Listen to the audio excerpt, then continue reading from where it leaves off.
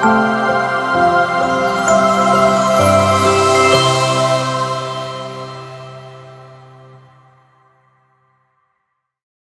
ഈ ഓസ്ട്രേലിയയെ സമർപ്പിച്ചുകൊണ്ട് ഒരുമിച്ച് പ്രാർത്ഥിക്കാം. നന്മ നിറഞ്ഞ മറിയമേ സ്വസ്തി,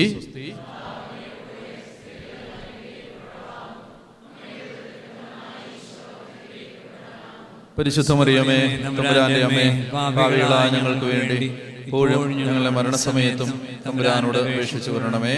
പിതാവിനും പുത്രനും പരിശുദ്ധാത്മാവിനും സ്തുതി. പറഞ്ഞേ ഹല്ലേലൂയാ. കരങ്ങൾ അടിച്ച് ചോദിക്കും നന്ദി പറയാം. ഹല്ലേലൂയാ, ഹല്ലേലൂയാ.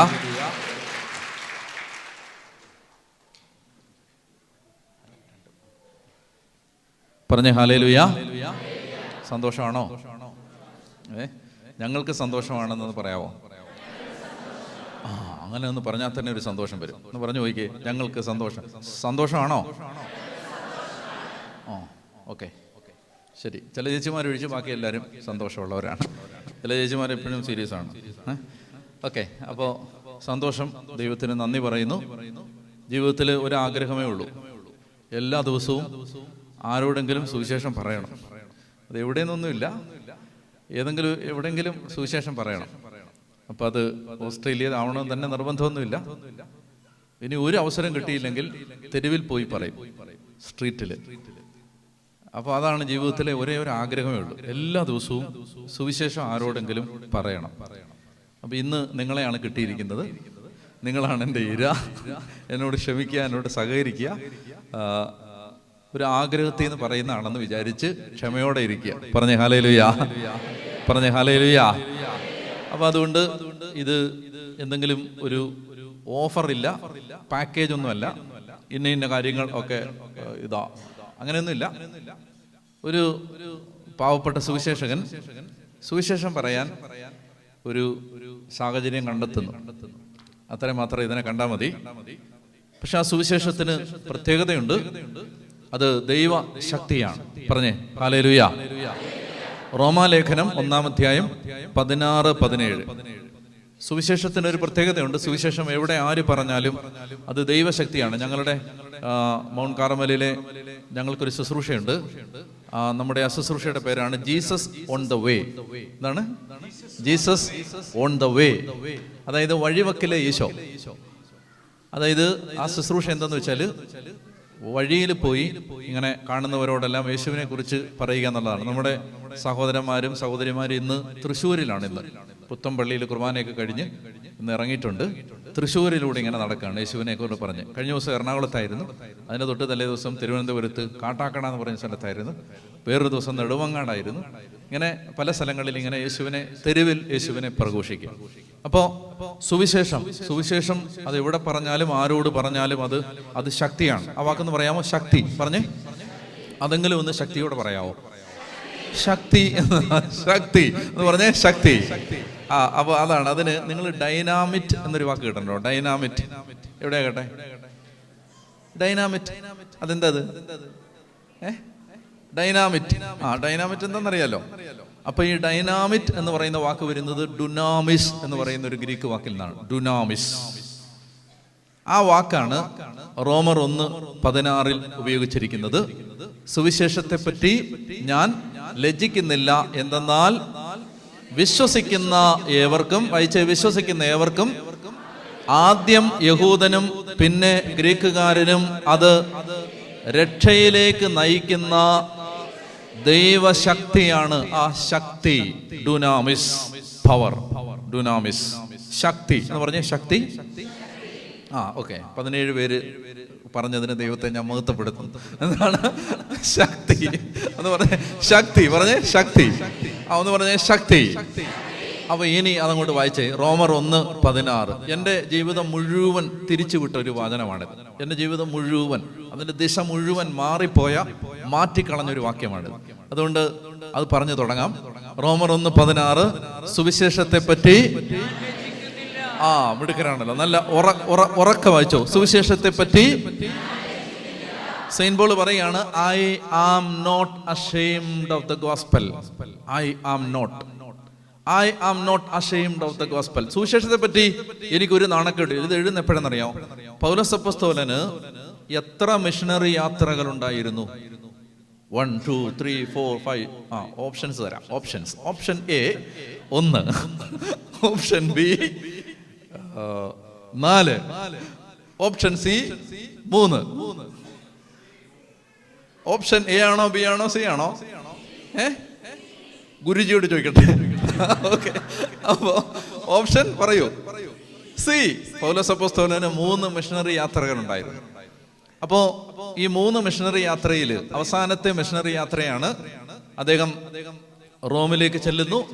അവിടെ വെച്ച് അദ്ദേഹത്തിന് ഒരു ആഗ്രഹം ഉണ്ടായിരുന്നു, റോമിൽ നിന്ന് നേരെ സ്പെയിനിലേക്ക് പോകണം, അവിടെ സുവിശേഷം പറഞ്ഞ് സ്പെയിനിൽ വെച്ച് മരിക്കണം. ഇതായിരുന്നു അദ്ദേഹത്തിന്റെ ആഗ്രഹം. അത് നടന്നോന്നറിയില്ല, സ്പെയിനിൽ പോയോന്നറിയില്ല. ചില പണ്ഡിതന്മാർ പറയുന്നു അദ്ദേഹം സ്പെയിനിൽ പോയി, ചിലർ പറയുന്നു പോയില്ല. എന്തുകൊണ്ടാ നമുക്ക് അറിഞ്ഞുകൂടാ. ഏതായാലും അവസാനത്തെ പ്രേക്ഷിത യാത്രയിലാണ് അദ്ദേഹം റോമിൽ എത്തുന്നത്.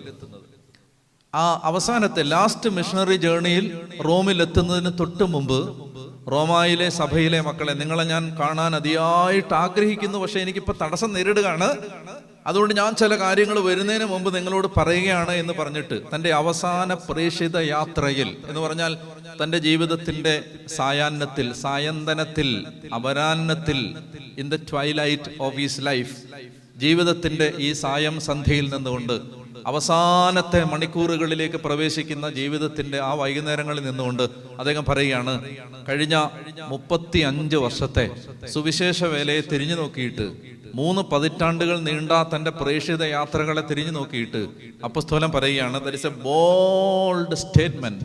അദ്ദേഹം പറയുകയാണ്, ജീവിതത്തിന്റെ മുഴുവൻ അതൊരു ബയോഗ്രഫിക്കൽ സ്റ്റേറ്റ്മെന്റ് ആണ്, ജീവചരിത്രാംശമുള്ള ഒരു വാചകമാണിത്. അദ്ദേഹം പറയുകയാണ്, I am not ashamed of the gospel.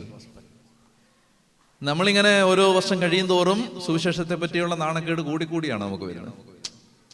പണ്ടത്തേന് അത്രയേ ഒന്നും വേണ്ട, ഒരു മിനിമത്തിലൊക്കെ പോയാൽ മതി. എനിക്കറിയാം, ഈ മാനസാന്തരപ്പെടുന്നില്ല എന്ന് പറഞ്ഞ് പരാതി പറഞ്ഞ് അമ്മമാരൊക്കെ വരും. ആര് മാനസാന്തരപ്പെടുന്നില്ലെന്ന്? മക്കള്, ഭർത്താവ്, അങ്ങനെയൊക്കെ. മാനസാന്തരം ഇല്ലച്ചാ, മാനസാന്തരം ഇല്ലച്ചാ, ഒന്ന് പ്രാർത്ഥിക്കച്ചാ, മാനസാന്തരം ഇല്ലച്ചാ. നമ്മൾ ഇവർ സീരിയസ് ആയിട്ടാണ് പറഞ്ഞതെന്ന് വിചാരിച്ചിട്ട് പ്രാർത്ഥിക്കും, കർത്താവേ മാനസാന്തരം കൊടുക്കണേ. ഒടുവിൽ എന്ത് ചെയ്യും? ഇവർ ആർക്ക് വേണ്ടിയാണോ പ്രാർത്ഥിച്ച അവർ മാനസാന്തരപ്പെടും. അപ്പൊ അവര് പിന്നെ നമ്മുടെ അടുത്ത് വഴക്കുണ്ടാക്കാൻ വരികയാണ്. എന്താണെന്നറിയാമോ? ഇവൻ ജോലിക്ക് പോകുന്നില്ല, ഇവൻ ബൈബിളും ഒക്കെ പിടിച്ചു നടക്കുകയാണ്, അച്ഛാ ഇവൻ ജോലിക്ക് പോകണില്ല. അപ്പൊ നിങ്ങൾ എന്തായിരുന്നു ഉദ്ദേശിച്ചത്?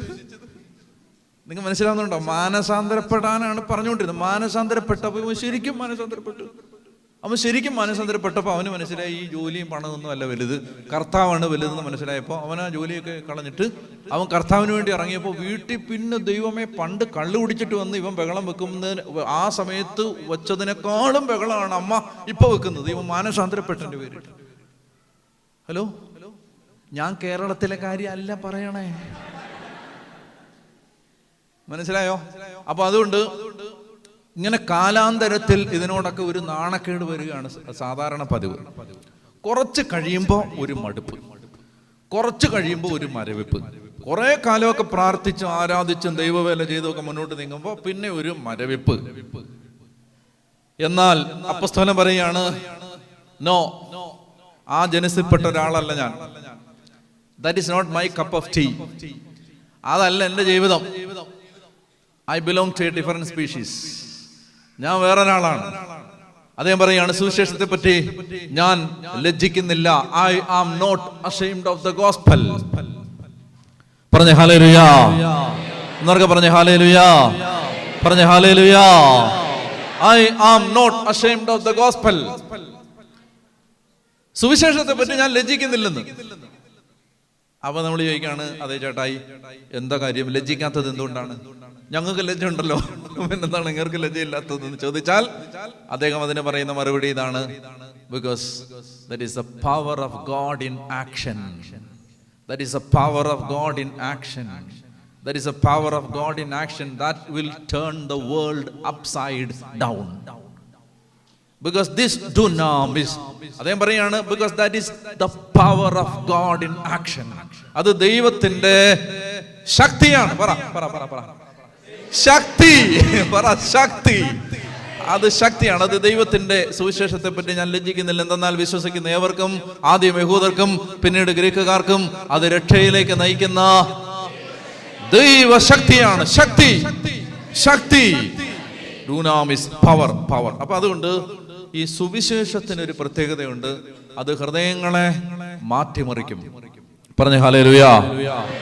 അതുകൊണ്ട് സുവിശേഷം ശ്രദ്ധിക്കാനായിട്ട് നമ്മൾ വരുമ്പോൾ നമ്മൾ മനസ്സിലാക്കേണ്ടത്, സുവിശേഷം വെറുതെ പോവത്തില്ല.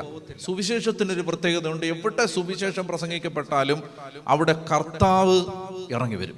പറഞ്ഞ ഹല്ലേലൂയ. അപ്പൊ അതാണ് നമുക്ക് വായിക്കാം. മത്തായി 28:18.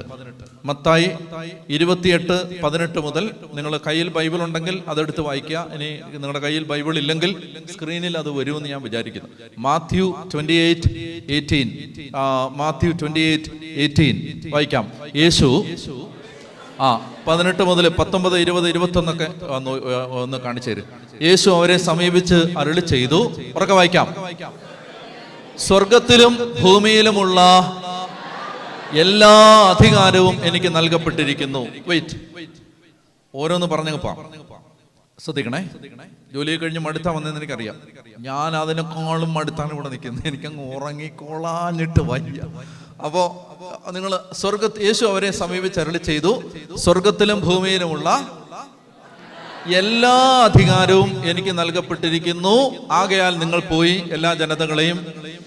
അതിനൊരു കാരണമുണ്ട്. അതിനൊരു കാരണം എന്താന്ന് വെച്ചാൽ, ഈ സുവിശേഷത്തിലേക്ക് നമ്മൾ എത്താതിരിക്കാൻ സാത്താൻ എല്ലാ വഴികളും പ്രയോഗിക്കും.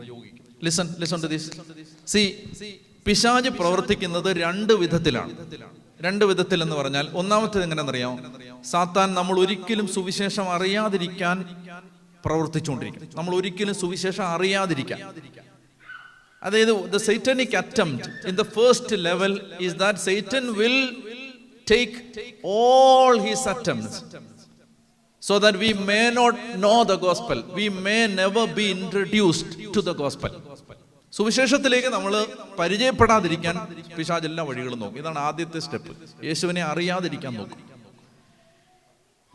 നമ്മൾ അതിനെ അതിജീവിച്ച ആളുകളാണ്. നമുക്ക് യേശുവിനെ അറിയാം. ഇനി അവന്റെ രണ്ടാമത്തെ അറ്റംപ്റ്റ് എന്തെന്നറിയാം? നമ്മൾ അറിഞ്ഞ യേശുവിനെ ഒരിക്കലും നമ്മൾ എക്സ്പീരിയൻസ് ചെയ്യാതിരിക്കാൻ അവൻ എല്ലാ വഴികളും നോക്കും. നമ്മളോട് അവൻ പ്രവർത്തിച്ചുകൊണ്ടിരിക്കുന്ന ഇതാണ്. ഒന്ന്, അവൻ യേശുവിനെ നമ്മൾ അറിയാതിരിക്കാനായിട്ട് പരിശ്രമിക്കുക. രണ്ടാമത്തേത്, നമ്മൾ യേശുവിനെ അറിഞ്ഞു കഴിഞ്ഞാൽ നമ്മൾ ഒരിക്കലും യേശുവിനെ അനുഭവിക്കാതിരിക്കാൻ, യേശുവിന്റെ വില അറിയാതിരിക്കാൻ. അയ്യോ, യേശുവിന്റെ മഹത്വം മനസ്സിലാവാതെ നമ്മുടെ ഹൃദയം അടഞ്ഞു പോകും. അതാണ് ഇതറിയാം, നമ്മളെ ഒരു മന്ദതയിൽ കെട്ടിയിടും. എനിക്ക് തോന്നുന്നു വിശ്വാസികളിൽ മഹാഭൂരിപക്ഷവും ഈ ഒരു കെണിയിലാണ് കിടക്കുന്നത്. എന്തറിയാമോ? അതായത് ഇപ്പോൾ ഞങ്ങൾ വൈദികർക്ക് സുവിശേഷം പ്രസംഗിക്കാനുള്ള ആവേശമില്ല.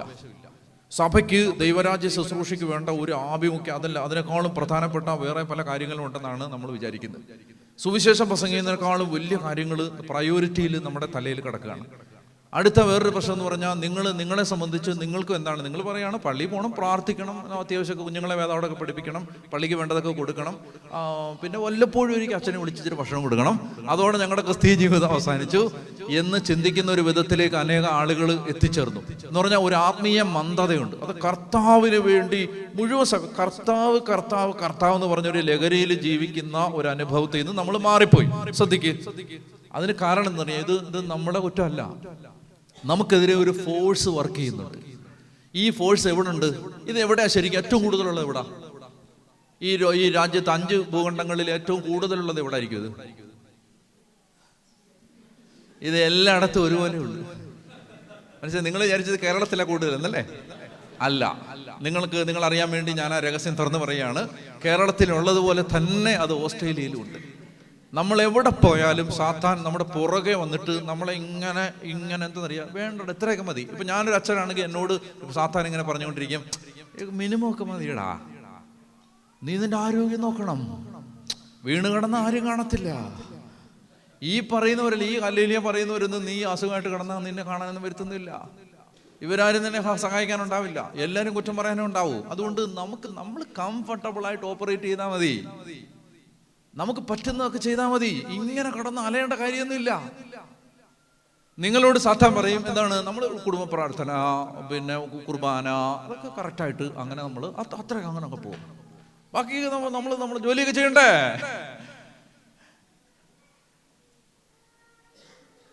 ഒരു വചനം പെട്ടെന്ന് ഓർമ്മ വരുന്നുണ്ട്. റോമാലേഖനം 12-ാം അധ്യായം.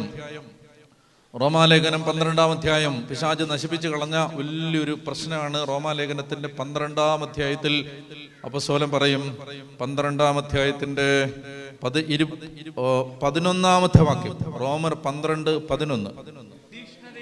തീഷ്ണതയിൽ മാന്യം കൂടാതെ ആത്മാവിൽ ജ്വലിക്കുന്നവരായി കർത്താവിനെ ശുശ്രൂഷിക്കും. ആ വചനം ഒന്ന് പറഞ്ഞേ. തീഷ്ണതയിൽ മാന്യം കൂടാതെ ആത്മാവിൽ ജ്വലിക്കുന്നവരായി കർത്താവിനെ. ഇതാണ് ദൈവത്തെ നമ്മൾ ശുശ്രൂഷിക്കേണ്ട വിധം. തീഷ്ണതയിൽ മാന്യം വരാൻ പാടില്ല, കുറച്ച് കഴിയുമ്പോൾ മടുക്കാൻ പാടില്ല. തീഷ്ണതയിൽ മാന്യം കൂടാതെ ആത്മാവിൽ ജ്വലിക്കുന്നവരായി കർത്താവിന് ശുശ്രൂഷ ചെയ്യണം. തീഷ്ണതയിൽ മാന്യം കൂടാതെ. ഒന്നുറക്കെ വായിച്ചത്. തീഷ്ണതയിൽ മാന്യം കൂടാതെ ആത്മാവിൽ ജ്വലിക്കുന്നവരായി കർത്താവിനെ ശുശ്രൂഷിക്കുവിൻ. എന്നൊക്കെ പറഞ്ഞേ ഹല്ലേലൂയാ. ഒന്ന് കരങ്ങളടിച്ച് കർത്താവിന് നന്ദി പറഞ്ഞേ ഹല്ലേലൂയാ. അപ്പോ റോമർ 12:11 തീഷ്ണതയിൽ മാന്യം കൂടാതെ ആത്മാവിൽ ജ്വലിക്കുന്നവരായി കർത്താവിന് ശുശ്രൂഷ ചെയ്യണം. എന്നാൽ കുറച്ച് കഴിയുമ്പോൾ എന്തെന്നറിയാമോ? ഒരു മടുപ്പ് വരികയാണ്, ഒരു മന്ദത വരികയാണ്. അതിന്റെ കാരണമാണ് ഞാൻ പറയുന്നത്. അത് നമ്മുടെ കുറ്റമല്ല. ഒരു ഫോഴ്സ് നമുക്കെതിരെ വർക്ക് ചെയ്യുന്നുണ്ട്. എപ്പോഴും നിങ്ങൾ ഓർത്തണം, ഒരു ഫോഴ്സ്. ഈ കഴിഞ്ഞ ദിവസങ്ങളിൽ എന്നോട് ഒരു സഹോദരൻ പറഞ്ഞു, അച്ഛ ഒരു കാര്യം മനസ്സിലാക്കണം, നമ്മൾ സാത്താൻ എന്ന് പറയുന്നതേ, നമ്മൾ വിചാരിക്കും ഈ സാത്താനെ നമ്മൾ സാത്താനെയൊക്കെ മറികടന്നിരിക്കാന്ന് നമുക്ക് തോന്നും. കഴിഞ്ഞ 2000 വർഷങ്ങളായി വലിയ വമ്പന്മാരെ കെണിപ്പെടുത്തിയിട്ടുള്ള ഒരാളാണ് ആര്? സാത്താൻ. അവനെ നമ്മൾ വില കുറച്ച് കാണരുത്. അതായത് ഇതിനേക്കാൾ വലിയ വമ്പന്മാരെ, അവരുടെ തീഷ്ണതയെ നശിപ്പിക്കാൻ പരിശ്രമിച്ചിട്ടുള്ള ആളാണ് ആര്? അപ്പൊ അവൻ ദൈവമാണ്, സർവശക്തൻ. പക്ഷെ നമ്മൾ ഇതിന് വില കുറച്ച് കാണരുത്. അവന്റെ കയ്യിൽ ഭയങ്കര ടെക്നിക്കുകളുണ്ട്. എന്താണ്? നമ്മൾ അറിയത്തില്ല. പിശാച് ഇപ്പോൾ നിങ്ങളൊന്ന് ആലോചിച്ചു, പിശാച് ഇപ്പോൾ നല്ല ഈ പണ്ട് കാറ്റഗിസം ടീച്ചേഴ്സൊക്കെ ഈ സ്കിറ്റൊക്കെ നടത്തുമ്പോൾ, ഇവിടങ്ങളിലായിരിക്കും, നാട്ടിലൊക്കെ നിങ്ങൾ ഓർക്കുന്നുണ്ടാവുന്നല്ലേ? നിങ്ങളൊക്കെ 1967 നിങ്ങൾ കാറ്റഗിസം പഠിച്ചപ്പോൾ വിഷമായി, ചേച്ചിക്ക് വിഷമായി. എങ്ങനെ മനസ്സിലായി എന്നുള്ളതാണ് എൻ്റെ. ഓക്കെ. അപ്പോൾ നമ്മൾ കാറ്റഗിസം അന്ന് പഠിച്ച സമയത്ത് സിസ്റ്റേഴ്സ്, നല്ല തീഷ്ണതയുള്ള സിസ്റ്റേഴ്സൊക്കെ സ്കിറ്റൊക്കെ നടത്തി, ഓർമ്മയുണ്ടോ? ആ സ്കിറ്റൊക്കെ നടത്താൻ വേണ്ടി ഇങ്ങനെ കയറ്റുമ്പോൾ എന്നെ എപ്പോഴും പിശാചാരുന്നാക്കുന്നത്. എന്നെ എന്താണെന്നറിയാം, ഇതുപോലെ ഫേസൊക്കെ ഒത്തു കിട്ടിയ ഒരാളെ ഈ പഞ്ചായത്തിലില്ലെന്നാണ് സിസ്റ്ററിൻ്റെ അഭിപ്രായം. അപ്പോൾ എന്തായാലും അപ്പോൾ എന്താ വെച്ചാൽ നമ്മുടെ ഒരു രൂപം പോരാഞ്ഞിട്ട് ഈ കരിയെല്ലാം തേച്ചിട്ട്, നിങ്ങൾ ഓർക്കുന്നില്ലേ? കരിക്കട്ടയൊക്കെ എടുത്തിട്ട് കരിയെല്ലാം തേച്ചിട്ട് കൊമ്പൊക്കെ വാലൊക്കെ വെച്ച് പിടിപ്പിച്ച് സാത്താൻ ഒരൊറ്റ മനുഷ്യൻ നമ്മുടെ അടുത്ത് വരുത്തില്ല. കണ്ടാ വരുമോ? നിങ്ങൾ വിചാരിക്കരുത് സിസ്റ്റർ സ്കിറ്റിനകത്ത് ഇറക്കി വിട്ട സാത്താനെ പോലാണ് സാത്താൻ ശരിക്കും വരുന്നത്. അങ്ങനല്ല. സാത്താൻ ഭയങ്കര അപ്പീലിംഗ് ആയിട്ടുണ്ട്.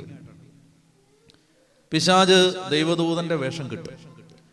ഭയങ്കര അപ്പീലിംഗ് ആയിട്ടാണ് നമ്മളെ ഇൻഫ്ലുവൻസ് ചെയ്യാൻ പറ്റുന്ന ആളുകളിലൂടെ, നമ്മൾ പറഞ്ഞാൽ വിശ്വസിക്കുന്ന ആളുകളിലൂടെ, നമ്മളോട് സംസാരിച്ചാൽ നമ്മൾ സ്വീകരിക്കുന്ന ആളുകളിലൂടെ ഒക്കെ ആയിരിക്കും ചിലപ്പോൾ സാത്താൻ വരാൻ പോകുന്നത്.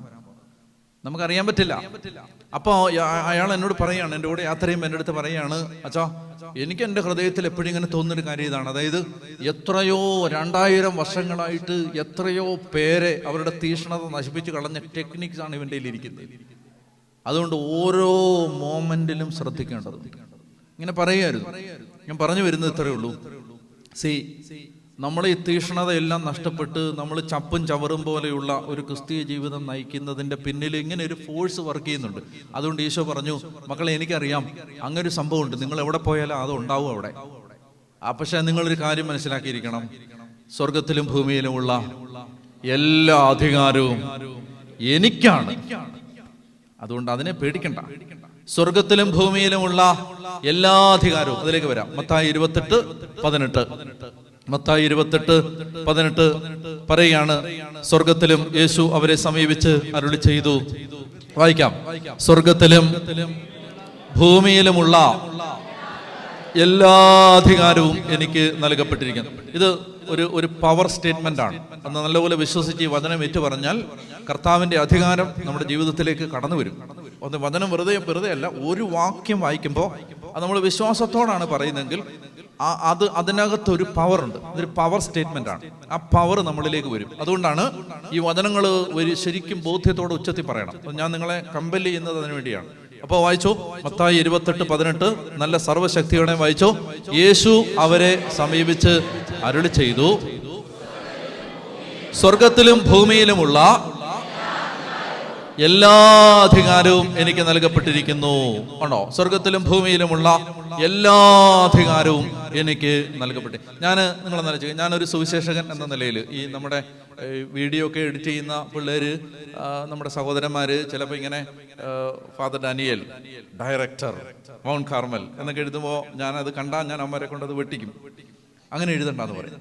പിന്നെ എങ്ങനെ എഴുതണം എന്നവർ ചോദിക്കാൻ ഞാൻ പറയും, എനിക്ക് ഏറ്റവും ഇഷ്ടപ്പെട്ട ഒരു ടൈറ്റിലുണ്ട്, എന്നറിയോ? ഇവാഞ്ചലിസ്റ്റ്, സുവിശേഷകൻ. നല്ല ടൈറ്റിൽ അത്, സുവിശേഷകൻ. കല്ലറയിൽ എഴുതി വെക്കണം. എന്താണ് സുവിശേഷകൻ? നല്ല ടൈറ്റിലാ അത്. ബൈബിളിൽ ഒറ്റ ആളെ കുറിച്ച് ആ ടൈറ്റിൽ പറയുന്നുള്ളൂ. ആരെയെന്നറിയോ? Option A. Option A Yohannan സ്നാപകൻ. Option B Pathros. Option C Philipose. Option C Philipose. ഫിലിപ്പോസിനെ കുറിച്ചാണ് പറയുന്നത്. സുവിശേഷകനായ അവന് കന്യകമാരും പ്രവചനവരം സിദ്ധിച്ചവരുമായ 4 പുത്രിമാർ ഉണ്ടായിരുന്നു. അപ്പൊ അദ്ദേഹത്തെ മാത്രമാണ് ബൈബിളിൽ സുവിശേഷകൻ എന്ന് വിളിക്കുക. സുവിശേഷകൻ. ബാക്കിയുള്ളൊരു സുവിശേഷകരല്ലെന്നല്ല, ആ ടൈറ്റിൽ അങ്ങേർക്ക് മാത്രമാണ് പറഞ്ഞിരിക്കുന്നത്. പോട്ടെ, നിങ്ങൾ നോക്കിയേ. അപ്പൊ എനിക്ക് അങ്ങനെ ഒറ്റ ആഗ്രഹമുള്ളൂ, എന്തെന്നറിയാം? അതായത് സുവിശേഷകൻ എന്നറിയപ്പെടാം, സുവിശേഷ വേല ചെയ്യും. ഞാൻ കോളേജിൽ 2017 മാറിവാനിസ് കോളേജിൽ നിന്ന് പോരുമ്പോൾ കുട്ടികളോട് ഞാൻ പറയാതാണ് വന്നത്. എന്താണെന്നറിയാം? എന്തിനാണ് പോകുന്നതെന്ന് അവരെന്നോട് ചോദിച്ചാൽ, അച്ഛാ എന്തിനാ അച്ഛൻ ഇപ്പോൾ ഈ കോളേജിൽ നിന്ന് പോണേന്ന് ചോദിച്ചാൽ, ഞാൻ സുവിശേഷം പ്രസംഗിക്കാൻ പോവുകയാണെന്ന് അവരോട് പറയാൻ എനിക്കൊരു ജാള്യത ആയതുകൊണ്ട് ഞാൻ അവരോട് പറഞ്ഞില്ല. പറയാതെ ഒരു സുപ്രഭാതത്തിൽ ഞാൻ അവിടെ നിന്ന് പോയി. അപ്പോൾ കുട്ടികൾ ഇങ്ങനെ അന്വേഷിച്ചുകൊണ്ടിരുന്നു, ഈ അച്ഛൻ എന്താ ഇവിടുന്ന് പോയത്? വല്ല പ്രശ്നം ഉണ്ടായി പോയതാണോ? അച്ഛനെതിരെ വല്ല കേസും വന്നിട്ട് പോയതാണോ? അച്ഛനെ സസ്പെൻഡ് ചെയ്തതാണോ? അച്ഛനെ ഡിസ്മിസ് ചെയ്തതാണോ? ഇങ്ങനെ ഇവരിങ്ങനെ പല ഊഹാഭോഗങ്ങളും ഇങ്ങനെ അവരിങ്ങനെ അന്വേഷിച്ചുകൊണ്ടേയിരുന്നു. ഞാൻ പറഞ്ഞേ ഇല്ല. പിന്നെ ആരൊക്കെ എന്തൊക്കെ പറഞ്ഞതെന്ന് എനിക്ക് അറിഞ്ഞുകൂടാ. ഏതായാലും ഞാൻ അങ്ങനെ എനിക്ക് മടിയായിരുന്നു. എന്തെന്നറിയാം? സുവിശേഷം പ്രസംഗിക്കാൻ വേണ്ടി ഈ കുട്ടികളെ പഠിപ്പിക്കാതെ ഞാൻ അവിടുന്ന് പോവാണ്. 2023 അവസാനമൊക്കെ ആകുമ്പോഴേക്കും അവർ 2023 24 ഞാൻ മറന്നുപോയി. എൻ്റെ മെമ്മറി വളരെ പ്രശ്നമുള്ളതാണ്. ഈ വർഷമാണോ കഴിഞ്ഞ വർഷമാണോന്ന് അറിയില്ല. ഏതായാലും കുറച്ച് നാളേ ഉള്ളൂ. ഈ കുട്ടികൾ എന്നെ വിളിച്ചു. എൻ്റെ അന്ന് ക്ലാസ്സിലുണ്ടായിരുന്ന കുട്ടികൾ. ഞാനവിടെ ക്ലാസ് ടീച്ചറായിരുന്നു. അപ്പോൾ എനിക്ക് അവരോട് ഇഷ്ടമായിരുന്നു, അവർക്ക് എന്നെ ഇഷ്ടമായിരുന്നു. അപ്പോൾ അവരെന്നെ വിളിച്ചിട്ട് പറഞ്ഞു, ഡാനിയൽ ഫാദർ വരുമോ? ഞങ്ങൾ ഒരു അലുമിനായി മീറ്റിംഗ് കൂടുകയാണ്. ഞങ്ങൾ അന്നത്തെ കുട്ടികളെല്ലാം വരും, ഫാദർ വരുമോ? അപ്പോൾ ഞാൻ പറഞ്ഞു, പൊന്നു മക്കളെ എനിക്ക് സമയമില്ല. അപ്പോൾ എന്നോട് പറഞ്ഞു, ഫാദർ ഒരു ഡേറ്റ് പറയാമെങ്കിൽ ഞങ്ങൾ അന്ന് വെക്കാം. അങ്ങനെ പറഞ്ഞു കഴിഞ്ഞപ്പോൾ കെണിയായിപ്പോയി. അപ്പോൾ പിന്നെ ഞാൻ ഒരു ഡേറ്റ് കൊടുത്ത് അങ്ങനെ അവരുടെ അടുത്ത് പോയി. എന്നെ അത്ഭുതപ്പെടുത്തിയ ഒരു കാര്യം, ഞാൻ അവിടെ ചെന്നിങ്ങനെ കുട്ടികളെല്ലാം ഉണ്ട്, നല്ല സന്തോഷമുള്ളൊരു ദിവസമായിരുന്നു. ഇവരെയൊക്കെ ഇങ്ങനെ കണ്ടിട്ട് കുഞ്ഞുങ്ങളൊക്കെ ഇവരെല്ലാം നല്ല നിലയിലൊക്കെ ആയി, ഇന്നത്തെ കുട്ടികളൊക്കെ. അപ്പോൾ അവരെയൊക്കെ ഇങ്ങനെ കണ്ട് ഞാനിങ്ങനെ സ്റ്റേജിൽ ഇങ്ങനെ ഇരിക്കുമ്പോൾ ഒരു കുട്ടി സ്വാഗതം പറയാൻ വേണ്ടി എഴുന്നേറ്റ് നിന്നിട്ട് ആ കുട്ടി സ്വാഗതം പറയുന്നതിനിടയിൽ പലതവണ കരഞ്ഞിട്ട് നിർത്തിയിട്ട് ആ കുട്ടി പറഞ്ഞ ഇതാണ്, അന്ന് ഫാദർ ഇവിടുന്ന് പോകുമ്പോൾ ഞങ്ങൾക്ക് അറിയില്ലായിരുന്നു ഫാദർ എന്തിനാണ് ഇവിടുന്ന് പോണേന്ന്. പിന്നാണ് ഞങ്ങൾ അറിഞ്ഞത് ഫാദർ സുവിശേഷം പ്രസംഗിക്കാനാണ് പോയതെന്ന്. ആ കുട്ടി പറഞ്ഞു, ഫാദർ ഒരു സുവിശേഷ പ്രസംഗകനാണ് എന്നറിയുന്നതിൽ ഫാദർ പഠിപ്പിച്ച ഞങ്ങൾക്ക് ഭയങ്കര സന്തോഷമാണ്, ഭയങ്കര സന്തോഷം. അതായത് എന്നിട്ട് അവരെനിക്ക് ഒരു മെമൻറ്റോ ഒക്കെ തന്നു. അതിനകത്ത് ഞാനിങ്ങനെ ഈ സ്റ്റോളൊക്കെ ഇട്ട് ബൈബിളൊക്കെ പിടിച്ച് ഞാൻ പറയാൻ കാരണം, ഈ സുവിശേഷം പറയുന്ന ആള് എന്ന ഒരു ടൈറ്റില് ഒരു നല്ല ടൈറ്റിലാണ്, സുവിശേഷകൻ. എന്തുകൊണ്ടോ ഇന്ന് ഈ കാലഘട്ടത്തില് സുവിശേഷകൻ എന്ന് പറയുന്നത്, ദൈവവേല ചെയ്യുന്ന ഒരാൾ എന്ന് പറയുന്നതിന് ഒരു വില ചിലപ്പോൾ ചിലരുടെ മനസ്സിലൊക്കെ ഇല്ല. എന്നോടൊരു ചെറുപ്പക്കാരൻ വന്നിട്ട് പറഞ്ഞു, അച്ഛാ ദൈവവേലക്കാരനാണ് എന്നതുകൊണ്ട് പെണ്ണ് കിട്ടാത്ത ഒരാളാണ് ഞാൻ, എന്നെ ഒന്ന് ഹെൽപ്പ് ചെയ്യാം. അതായത് ഞാൻ ഇപ്പോൾ ഒരു കല്യാണം കഴിക്കാനായിട്ട് ഒരു വീട്ടിൽ പെണ്ണ് കാണാനായിട്ട് ചെന്നപ്പോൾ ഞാൻ ആദ്യത്തെ ദിവസം ആയതുകൊണ്ട് എങ്ങനെ ഈ കൊച്ചു വർത്താനം കൂടുതൽ പറയുന്നു. നാളെയൊന്നും അങ്ങനെ പറയില്ല. എന്താണെന്നറിയാം? ഈ കേട്ടുകൊണ്ടിരിക്കുന്ന ജനവുമായിട്ട് ഒരു ഒരു റാപ്പം ഉണ്ടാവണം. ഇപ്പം എല്ലാം ഒരുമാതിരി ഈ മയിൽക്കുറ്റിയിൽ കാറ്റ് പിടിച്ച പോലെ ഇരിക്കുന്നു. എനിക്ക് ആ രൂപം കാണുമ്പോൾ ഒരാളെയാണ് ഓർമ്മ വരുന്നത്. ഞാൻ ഹിസ്റ്ററി ടെക്സ്റ്റ് ബുക്കിൽ കണ്ടിട്ടുണ്ട്. വേലുത്തമ്പി ദളവ. ഇങ്ങനെയാണ് പലരുടെ ഇരിപ്പ്. അതുകൊണ്ട് എനിക്ക് പേടിയാവുന്നു, എനിക്ക് പറയാൻ പേടിയാവുന്നു, സത്യമായിട്ട് പേടിയാണ്. അപ്പം അതുകൊണ്ട് ഞാൻ ഈ കൊച്ചു വർത്താനൊക്കെ പറയുന്നത് ഇതൊക്കെ ഒന്ന് അലിഞ്ഞ് ഒന്ന് താഴോട്ട് വരട്ടെന്ന് ഓർത്തിട്ടാണ്. എന്താ ഇപ്പൊ പറഞ്ഞേ? ഇപ്പൊ എന്താ പറഞ്ഞേ? അപ്പൊ ഇവൻ എന്നോട് പറയാണ്, അച്ഛാ ഞാൻ സുവിശേഷ വേലക്കാരനായതുകൊണ്ട് എനിക്ക് ആരും പെണ്ണ് തരുന്നില്ല. അപ്പൊ എൻ്റെ ടീമിൽപ്പെട്ട 2 സഹോദരന്മാര്, ഒരാൾ കല്യാണം കഴിച്ച ആളാണ്, മറ്റേ ആൾ കല്യാണം കഴിക്കാത്ത ആളാണ്. അപ്പോൾ ഈ കല്യാണം കഴിക്കാത്ത ആൾ പറഞ്ഞു, ഞാൻ ഒരു പെണ്ണ് കാണാൻ പോകുന്നുണ്ട്, നീ ഇവിടെ വരുന്നു എന്ന് ചോദിച്ചു. അപ്പോൾ ഞാൻ വരാമെന്ന് പറഞ്ഞു. ഞാൻ രക്ഷകർത്താവായിട്ട് ഞാൻ വരാം. അങ്ങനെ ഇവർ 2 പേരും പോയിട്ട് അവിടെ ചെന്ന് കഴിഞ്ഞപ്പോഴേക്കും പിന്നെ ഈ പെണ്ണിൻ്റെ അപ്പൻ ഇങ്ങനെ ചായയൊക്കെ കൊടുത്തിട്ട്, നമ്മുടെ അറിയാലോ, ചായയൊക്കെ കൊടുത്ത് ഇങ്ങനെ എല്ലാം കൊടുത്ത് സൽക്കരിച്ചിട്ട് പെണ്ണിൻ്റെ അപ്പൻ ഇങ്ങനെ വളരെ ഗൗരവത്തോടെ മീശയൊക്കെ പിരിച്ച് ഇങ്ങനെ ഇരുന്നിട്ട് ചോദിച്ചു, എന്താ പണി? എന്താ പണി?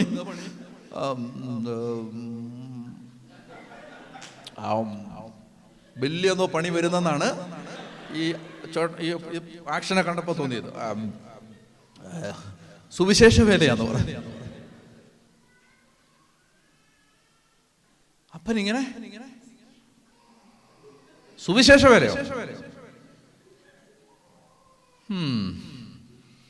ഒന്നും വേണ്ടിയില്ല. അപ്പൊ മറ്റേ ആള് വളരെ ടിപ് ടോപ്പായിട്ട് നല്ല ഗംഭീരനായിട്ടാണ് ഇരിക്കുന്നത്. അപ്പൊ പണിയൊന്നും ഇല്ലല്ലേ? പണിയൊന്നും ഇല്ലല്ലേ? ഓക്കെ. സാറിനെന്താ പണി? സുവിശേഷ വേലയാ. മറ്റേ ആള് അപ്പൊ എന്നോട് ഈ മറ്റേ സഹോദരൻ എന്നോട് പറയാണ്, എൻ്റെ അച്ഛാ ഒരു തരത്തിൽ ആ വീട്ടിൽ നിന്ന് ഒന്ന് ഇറങ്ങി ഓടാൻ, രക്ഷപ്പെടാൻ വാതിലെവിടെയാണെന്ന് ഞാൻ തപ്പിക്കൊണ്ടിരിക്കുകയായിരുന്നു. എന്ത് പറയാ, എങ്ങനെയെങ്കിലും ഓടി രക്ഷപ്പെട്ടാൽ മതി. സുവിശേഷ വേലക്കാരന് ചിലപ്പോ ഇങ്ങനെ കല്യാണ മാർക്കറ്റിലൊന്നും വലിയ വിലയൊന്നും ഇല്ല. പോട്ടെ, പറഞ്ഞു വരുന്നത് പറയാണ്, സ്വർഗത്തിലും ഭൂമിയിലുമുള്ള എല്ലാ അധികാരം. അത് പറഞ്ഞപ്പോഴാണ് കേട്ടെ. ഒരു സുവിശേഷകൻ എന്ന നിലയിൽ എനിക്കൊരു കാര്യം മനസ്സിലായിട്ടുണ്ട്. നമ്മൾ ഏത് സ്ഥലത്ത് ചെന്നാലും അവിടെ കർത്താവ് നമുക്ക് ഒരു കാര്യം കാണിച്ചു തരും. അവിടുത്തെ അധികാരം കർത്താവിനാണ്, പിശാചിനല്ല എന്ന് ദൈവം സുവിശേഷകർക്ക് പ്രൂവ് ചെയ്ത് കൊടുക്കും. പറഞ്ഞേ ഹല്ലേലൂയാ. അത് ഞാൻ എൻ്റെ ഒരു പേഴ്സണൽ ടെസ്റ്റിമണി ഞാൻ പറയുകയാണ്. എനിക്ക് കഴിഞ്ഞ 19 കൊല്ലമായിട്ടൊരു കാര്യം അറിയാം. നമ്മൾ ഏത് സ്ഥലത്ത് ചെന്നാലും അവിടെ കർത്താവിൻ്റെയും അവിടെ സാത്താന്റെ അധികാരത്തെ കീഴടക്കുന്നത് കർത്താവ് കാണിച്ചു തരും. ചില ജീവിതങ്ങളെ ദൈവം പെട്ടെന്ന് വീണ്ടെടുക്കും. പറഞ്ഞേ ഹല്ലേലൂയാ. പറഞ്ഞേ ഹല്ലേലൂയാ. പെട്ടെന്നാണ്. വെറുതെ നമ്മൾ പോയി നിൽക്കുമ്പോൾ തന്നെ, ഞാൻ ഒരാളുടെ കാര്യം മാത്രമല്ല പറയുന്നത്, സുവിശേഷത്തിന്റെ ശക്തി പറയുകയാണ് ഞാൻ. സുവിശേഷമായിട്ട് നമ്മൾ പോകുമ്പോൾ നമുക്കൊരു എക്സ്ട്രാ പവറാണ്. നമുക്ക് സാധാരണ പോകുന്നൊരു പവറല്ല. ചാല മാർക്കറ്റിൽ നമ്മൾ മീൻ വാങ്ങിക്കാൻ പോകുന്ന പോലല്ല സുവിശേഷം പറയാൻ പോകുമ്പോൾ ഉള്ള പവർ. അത് വേറൊരു പവറാണ്.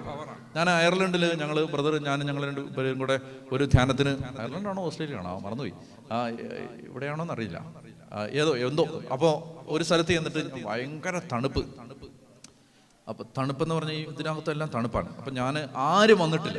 മൈക്കൊക്കെ സെറ്റ് ചെയ്യുന്ന ചേട്ടനൊക്കെ മൈക്കൊക്കെ സെറ്റ് ചെയ്തുകൊണ്ടിരിക്കുന്നത് ഞാനുണ്ട്, ബ്രദറുണ്ട്. ഞാനപ്പോൾ ഇങ്ങനെ ഈ തണുപ്പ് കാരണം എവിടെയെങ്കിലും ഒന്ന് മാറിയിരിക്കാന്ന് ഓർത്തിട്ട് ഈ മറ്റേ ഇതുണ്ടല്ലോ, ഈ കുഞ്ഞുങ്ങൾ കരയുമ്പോൾ അവർ കരയാതിരിക്കാൻ വേണ്ടി കെട്ടിയിരുത്തുന്നൊരു മുറിയില്ലേ, അല്ലെ, കരയുന്ന ശബ്ദം കേൾക്കാതിരിക്കാൻ എന്തേലും പറയുന്നത്, ക്രൈ റൂം എന്നാണോ? Baby room. ക്രൈ റൂം എന്ന് ചിലയിടത്തൊക്കെ പറയും. എന്തോ ആവട്ടെ, മനസ്സിലായല്ലോ സംഭവം എന്താന്ന്. ഇങ്ങോട്ട് മുറിയുണ്ടോ? ഇവിടെ ഉണ്ടോ? അത് ആണോ? പിള്ളേരെയൊക്കെ അവിടെ കൊണ്ടുവന്നല്ലായിരിക്കും. ഓക്കെ.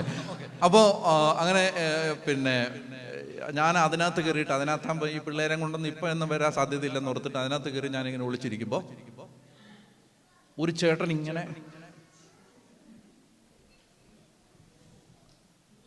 ഇങ്ങനെ നടക്കുകയാണ്. നടന്നിട്ട് എന്നോടിങ്ങനെ ഞാൻ ഒന്ന് വന്നോട്ടെ ചോദിച്ചു. വരാൻ പറഞ്ഞു. അപ്പോൾ ചേട്ടൻ എൻ്റെ അടുത്ത് വന്നിട്ട് പറഞ്ഞു, എനിക്ക് ഒരു കൗൺസിലിംഗ് തരാമെന്ന് ചോദിച്ചു.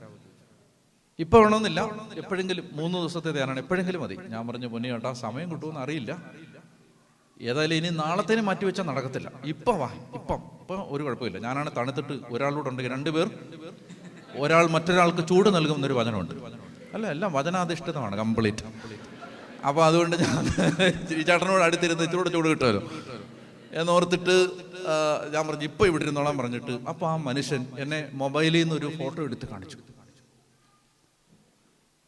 അപ്പോൾ ഇങ്ങനെ താടി മുടിയൊക്കെ വളർത്തി ഒരു സന്യാസിയെ പോലെ ഒരാൾ. ഈ ആളെ എവിടെയെങ്കിലും കണ്ടിട്ടുണ്ടോ എന്ന് ചോദിച്ചു.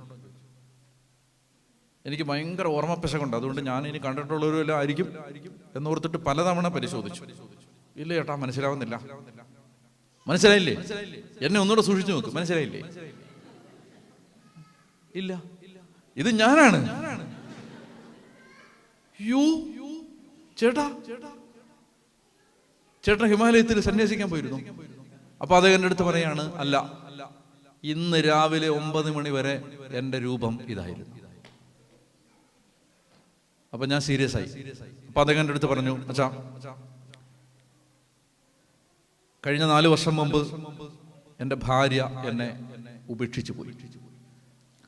2 കുഞ്ഞുങ്ങളും ഞാനും വീട്ടിൽ തനിച്ചായപ്പോൾ, ഞാൻ കുടുംബത്തിന് വേണ്ടി ജീവിച്ചത്. ഭാര്യ പോയി, മറ്റൊരാളുടെ കൂടെ പോയി. എൻ്റെ സൂര്യൻ അസ്തമിച്ചു, എൻ്റെ നാടകത്തിന് തിരശീല വീണു, സ്വപ്നങ്ങൾ അവസാനിച്ചു.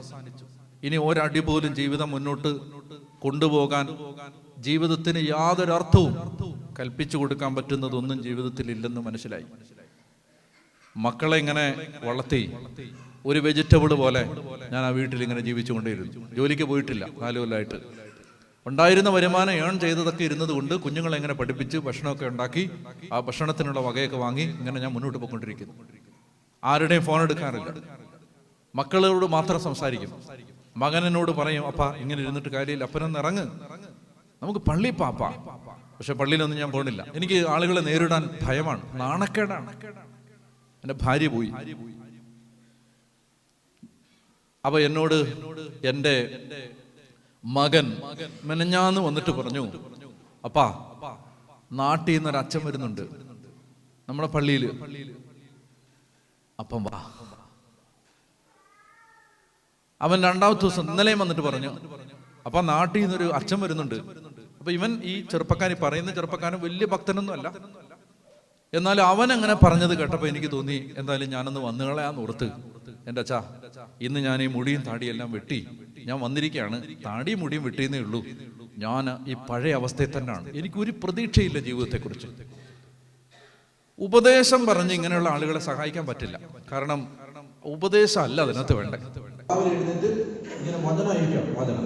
അതിൽ ഒരു വചനം നമ്മൾ വായിച്ചായിരുന്നെങ്കിൽ ഇതിനോടകം ഭൂമി കുറച്ചുകൂടെ ബെറ്ററായ ഒരു ഭൂമിയായി മാറിയത്. പക്ഷേ നമ്മൾ അത് ചെയ്യില്ല. അത് പകരം നമ്മൾ ഫോർവേഡുകളാണ്, ഫോർവേഡ് പോട്ടെ. അപ്പോ വചനം വായിക്കുന്ന സമയത്ത് വചനം നമുക്ക് വേണ്ടി വായിക്കണം. ഈ ഞങ്ങളുടെ അച്ഛന്മാര് അട്ടപ്പാടിയിൽ ഒരിക്കലും ജ്ഞാനം കൂടാൻ വേണ്ടി പോയി, ഞങ്ങളുടെ ഡയസിസിലെ അച്ഛന്മാരെല്ലാം കൂടി. അങ്ങനെ പോയ സമയത്ത് എൻ്റെ സുഹൃത്തായ ഒരു അച്ഛൻ കൗൺസിലിങ്ങിന് നിന്നപ്പോൾ കൗൺസിലിങ്ങിൽ നിന്ന സിസ്റ്റർ ഇങ്ങനെ പ്രാർത്ഥിച്ചിട്ട് പറഞ്ഞു, അച്ഛാ, ഈശോ പറയുന്നു അച്ഛൻ ബൈബിൾ വായിക്കുന്നില്ല. അച്ഛൻ പറഞ്ഞു, ഈശോ അങ്ങനെ പറയാൻ യാതൊരു സാധ്യതയില്ല.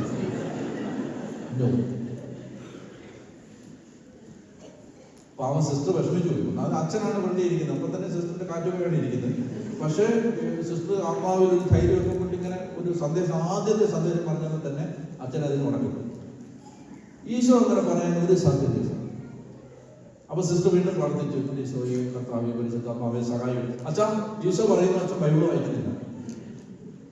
അപ്പൊ അച്ഛൻ പറഞ്ഞു, സിസ്റ്റർ ഒരു കാര്യം മനസ്സിലാക്കണം, ഈ പറഞ്ഞ സ്റ്റേറ്റ്മെന്റ് ശരിയല്ല. ഒന്നുകിൽ ഈശോയ്ക്ക് തെറ്റി, അല്ലെങ്കിൽ സിസ്റ്ററിനെ തെറ്റി. ഇതിൽ ആർക്കാ തെറ്റിയെന്ന് പറഞ്ഞാൽ ഞാൻ പൊക്കോളാം. അപ്പൊ സിസ്റ്റർ പറഞ്ഞു, അച്ഛാ, ഈശോ പറയുന്നു ഞാൻ അച്ഛൻ ബൈബിൾ. സിസ്റ്റർ, ഞാൻ പറഞ്ഞല്ലോ ഞാൻ ബൈബിൾ വായിക്കുന്നുണ്ടെന്ന്. ഇന്നലെ കൂടി വായിച്ചേ ഉള്ളൂ. സിസ്റ്റർ വിഷമായി. സിസ്റ്റർ വീണ്ടും പ്രാർത്ഥിച്ചു, ഈശോയെ സഹായിക്കണേ. അച്ഛാ, ഈശോ പറയുന്നു, വീണ്ടും പറയുന്നു അച്ഛൻ ബൈബിൾ വായിക്കുന്നില്ല. അച്ഛൻ ഒഫൻഡാണ്. സിസ്റ്റർ ഞാൻ കംപ്ലൈന്റ് ചെയ്തു. ഇങ്ങനെയാണോ കൗൺസിലിംഗ്? ഇത് സിസ്റ്റർ തന്നെ പറയുന്നല്ലേ, ഞാൻ ബൈബിൾ വായിക്കുന്നുണ്ടെന്നേ. അപ്പൊ സിസ്റ്റർ പറഞ്ഞു, അച്ഛാ, ഈശോ ഒരു കാര്യം കൂടെ പറഞ്ഞിട്ടുണ്ട്. അച്ഛൻ ബൈബിള് വായിക്കുന്നുണ്ട് അച്ഛൻ്റെ ഇടവക്കാർക്ക് വേണ്ടി. അച്ഛൻ ബൈബിള് വായിക്കുന്നുണ്ട് എന്തിനെന്നറിയാം? പ്രസംഗിക്കാൻ. അച്ഛൻ, ഈശോ പറയുന്നു, അച്ഛന് വേണ്ടി ബൈബിൾ വായിക്കുന്നില്ല. അച്ഛൻ്റെ നാവ് ഇറങ്ങി, വാ അടഞ്ഞു, അച്ഛൻ കുനിഞ്ഞു. അച്ഛൻ വന്നോട് പറഞ്ഞാണേ, അച്ഛൻ വന്നോട് പറഞ്ഞു. അച്ഛൻ പറയാണ്, ജീവിതത്തിൽ ആദ്യമായി ഒരു സത്യം എനിക്ക് മനസ്സിലായി. ഞാൻ ബൈബിള് വായിക്കേണ്ടത് ഇടവക്കാർക്ക് വേണ്ടിയല്ല, എനിക്ക് വേണ്ടിയിട്ടാണ്. എന്നോട് സംസാരിക്കണം. അങ്ങനെ നമ്മളോട് സംസാരിക്കുന്ന വചനത്തിന്റെ പേരാണ് റേമ. നമുക്കൊന്ന് പറഞ്ഞേ, റേമ. റേമ, RHEMA, റേമ. പറഞ്ഞേ ഹല്ലേലൂയ. നമ്മളോട് സംസാരിക്കുന്ന വചനത്തിന്റെ പേരാണ് എന്ത്? റേമ. മത്തായി 4:4. ഞാൻ മർക്കോസിലേക്ക് തിരിച്ചു വരും, അവിടുന്ന് മത്തായിലേക്ക് തിരിച്ചു പോകും. പക്ഷേ റൂട്ട് എനിക്ക് അറിയാം കേട്ടോ. നിങ്ങൾ ഇയാൾ ഇത് എവിടേക്കാണ് ഈ പോണേന്ന് ചിന്തിക്കണ്ട, എനിക്ക് കറക്റ്റ് അറിയാം ഞാൻ പോകുന്ന റൂട്ട്. അതുകൊണ്ട് നിങ്ങൾ വിഷമിക്കണ്ട, ഞാൻ പോകുന്ന വഴിക്ക് നിങ്ങൾ എടുത്തോ.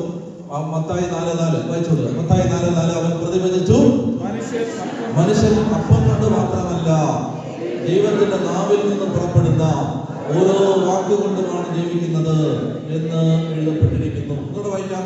അവൻ പ്രതിവചിച്ചു, മനുഷ്യൻ അപ്പം കൊണ്ട് മാത്രമല്ല ദൈവത്തിന്റെ നാവിൽ നിന്ന് പുറപ്പെടുന്ന ഓരോ വാക്കുകൊണ്ടുമാണ് ജീവിക്കുന്നത്. അതായത് നമ്മള് മുന്നോട്ട് നീങ്ങാൻ, നമുക്ക് ദിശാബോധം കിട്ടാൻ, നമ്മളെ സഹായിക്കാൻ, നമുക്ക് വഴി തുറക്കപ്പെടാൻ ദൈവം നമുക്ക് വേണ്ടി തരുന്ന ആ തുറന്നു തരുന്ന ഒരു, അതായത് ഈ UK നിങ്ങൾക്ക് അറിയാമായിരിക്കും, ജോഷുവ എന്ന് പറയുന്ന ഒരു മകനുണ്ട്. അവൻ ഓട്ടിസ്റ്റിക് ആണ്, വലിയ പയ്യനാണ്, ഓട്ടിസ്റ്റിക് ആണ്. വലിയ വിദ്യാഭ്യാസം ഒന്നും കിട്ടിയിട്ടുണ്ടെന്ന് എനിക്ക് തോന്നുന്നില്ല. UK കട്ടിച്ച് മലയാളം അറിയത്തുള്ളൂ എന്നാണ് എൻ്റെ വിചാരം. എന്നാൽ ഈ ബൈബിളൊന്നും വായിച്ച് മനസ്സിലാക്കിയിട്ടുണ്ടാകും. പക്ഷെ അവൻ്റെ ഒരു പ്രത്യേകത എന്താണെന്ന് വെച്ചാൽ, നമ്മളിങ്ങനെ ചെന്നിട്ട്, ജോഷുവ മോനെ നീ ഒരു 5 വചനം എനിക്ക് തന്നേന്ന് പറഞ്ഞാൽ ഒരു പേപ്പർ എടുത്തിട്ട് ഒരു 5-6 വചനം എഴുതി. ഇപ്പൊ ഈ കഴിഞ്ഞ ദിവസം എനിക്കൊരു 6 വചനം അയച്ചത് വേറെ അച്ഛൻ വഴിയാണ്. ഒരു 6 വചനം അയച്ചത്.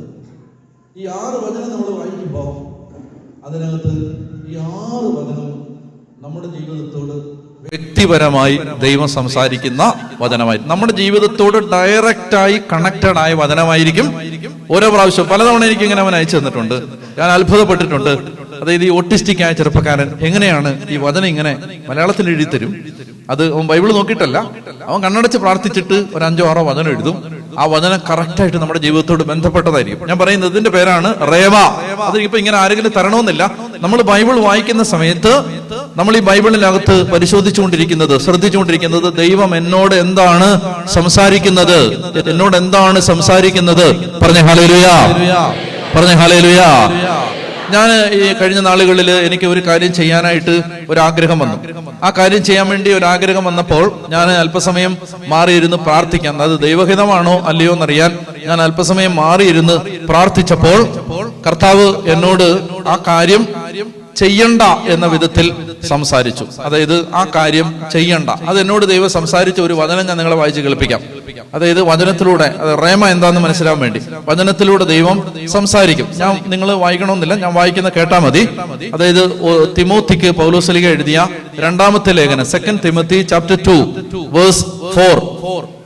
വേഴ്സ് 4, 2 തിമോത്തി 2-ാം അധ്യായം 4-ാം വാക്യം കേട്ടാ മതി. സൈനിക സേവനത്തിൽ ഏർപ്പെട്ടിരിക്കുന്ന പടയാളി തന്നെ സൈന്യത്തിൽ ചേർത്ത ആളിന്റെ ഇഷ്ടം നിറവേറ്റാനുള്ളതിനാൽ മറ്റു കാര്യങ്ങളിൽ തലയിടാറില്ല. ഒറ്റ വചനത്തോട് എനിക്കൊരു കാര്യം മനസ്സിലായി. എന്താണ്? ഞാൻ ആ കാര്യം ചെയ്യേണ്ടതില്ല, അത് വിട്ടേക്കുക, അത് എന്നിലൂടെ ദൈവം ആഗ്രഹിക്കുന്നില്ല. പറഞ്ഞ ഹല്ലേലൂയ. അപ്പൊ ഇങ്ങനെ നമ്മളോട് വ്യക്തിപരമായി സംസാരിക്കും. ഇത് നമ്മുടെ ആത്മാവിനെ ഇത് വളർത്തിയെടുക്കും, ഇത് നമ്മളെ ബലപ്പെടുത്തും. ചില കാര്യങ്ങൾ നമ്മൾ ചെയ്യാൻ തുടങ്ങുമ്പോൾ ദൈവം ചിലപ്പോൾ കൈക്ക് പിടിക്കും, വചനത്തിലൂടെ സംസാരിക്കും. ചിലപ്പോൾ ചില കാര്യങ്ങൾക്ക് ദൈവം താക്കീത് തരും. നോ, ആ വഴിക്ക് പോകരുത് എന്ന് പറയും. ദൈവം ബാലാമിനോട് പറഞ്ഞ പോലെ നീ ബാലാക്ക് വിളിക്കുന്നിടത്തേക്ക് പോകരുത് എന്ന് പറയും. അപ്പൊ അങ്ങനെ ദൈവം വഴി തടയും. ഇങ്ങനെ സംസാരിക്കുന്ന വചനത്തിന്റെ പേരാണ് എന്താണ്? ആ വാക്ക് ഞാൻ മറന്നുപോയി. റേമ. എന്താണ് റേമ? റേമ. അപ്പോ നമ്മളോട് വ്യക്തിപരമായി സംസാരിക്കുന്ന വചനമുണ്ട്. നമ്മളോട് ഓരോരുത്തരും ദൈവത്തിന്റെ വാക്ക് കൊണ്ടുകൂടിയാണ് ജീവിക്കുന്നത്. പറഞ്ഞ ഹല്ലേലൂയ, പറഞ്ഞ ഹല്ലേലൂയ, പറഞ്ഞ ഹല്ലേലൂയ. അപ്പൊ നമ്മൾ, ഞാൻ പറഞ്ഞു വരുന്ന ഇതാണ്, ലിസൺ, നമ്മൾ വചനം വായിക്കുമ്പോൾ നമ്മളോട് എന്തിനാണെന്നറിയാമോ? നമ്മൾ ഈ വചനത്തെ അങ്ങനെ ശ്രദ്ധിക്കുന്നത് നമ്മളിൽ ഒരുപാട് പൈശാചികതയുണ്ട്. ഈ പൈശാചികത മാറണമെങ്കിൽ നമ്മള് വചനം വായിക്കണം. ഞാൻ തിരുവനന്തപുരത്ത് കർത്താവിന്റെ കൃപയിൽ ഒരു പുതിയ ശുശ്രൂഷ തുടങ്ങിയിട്ടുണ്ട്. ഒരു 15 ദിവസം കൊണ്ട് ബൈബിൾ പഠിക്കുന്ന ഒരു ശുശ്രൂഷയാണ്. അതായത് ഉൽപ്പത്തി മുതൽ വെളിപാട് വരെ 15 ദിവസം കൊണ്ട് ഒറ്റ ഒരു വളരെ ക്രാഷ് കോഴ്സാണ്. 15 ദിവസം കൊണ്ട് നല്ലപോലെ പഠിക്കും. അങ്ങനെ ഒരു സംഭവമുണ്ട്. അപ്പൊ ഇതിന് കഴിഞ്ഞ പ്രാവശ്യം നമ്മൾ ആദ്യമേ ശുശ്രൂഷ തുടങ്ങിയപ്പോൾ ഏതാണ്ട് ഒരു 80 പേര്, 80-നടുത്ത ആളുകൾ ആദ്യത്തെ ബാച്ചിലുണ്ടായിരുന്നു. അപ്പൊ അതിനകത്ത് വന്നിട്ടുള്ള ചില സഹോദരങ്ങള്, ഞാൻ അവരോട് ഇന്റർവ്യൂവിന്റെ സമയത്ത് ചോദിക്കും, നിങ്ങൾ എന്തുകൊണ്ടാണ് ബൈബിൾ പഠിക്കാൻ ആഗ്രഹിക്കുന്നത്? എല്ലാവരും പഠിപ്പിക്കത്തില്ല, മനസ്സിലായി. വെറുതെ ഇങ്ങനെ ഇരുന്നിട്ട് ചുമ്മാ വെറുതെ ഇരിക്കുമ്പോൾ കുറച്ച് ബൈബിൾ പഠിച്ചു കളയാം, കുറച്ചുകൂടെ, അങ്ങനെയുള്ളവരെ പഠിപ്പിക്കത്തില്ല. എന്തെന്നറിയാം? ബൈബിൾ പഠിച്ചാൽ അവരെ കൊണ്ട് ദൈവരാജ്യത്തിന് ഗുണം ഉണ്ടാവണം, അല്ലാത്തവരെ പഠിപ്പിക്കത്തില്ല. ഒരു അക്കാഡമിക് ഇൻട്രസ്റ്റിന് വരുന്ന ഒരൊറ്റ എണ്ണത്തെ എടുക്കത്തില്ല. ഇന്റർവ്യൂവിന് അപ്പം തന്നെ തോപ്പിച്ചു വിടും. അങ്ങനെയാണത്, പഠിപ്പിക്കത്തില്ല. എന്തെന്നറിയാമോ? പഠിച്ചാൽ അവർ ദൈവരാജ്യത്തിന് ഗുണപ്പെടണം. ഞാൻ ചോദിക്കും, നിങ്ങൾ വടക്കേ ഇന്ത്യയിൽ എൻ്റെ കൂടെ സുവിശേഷ വേലയ്ക്ക് വരുമോ? അയ്യോ വരത്തില്ല. എന്നാ ചേച്ചി വരണ്ട.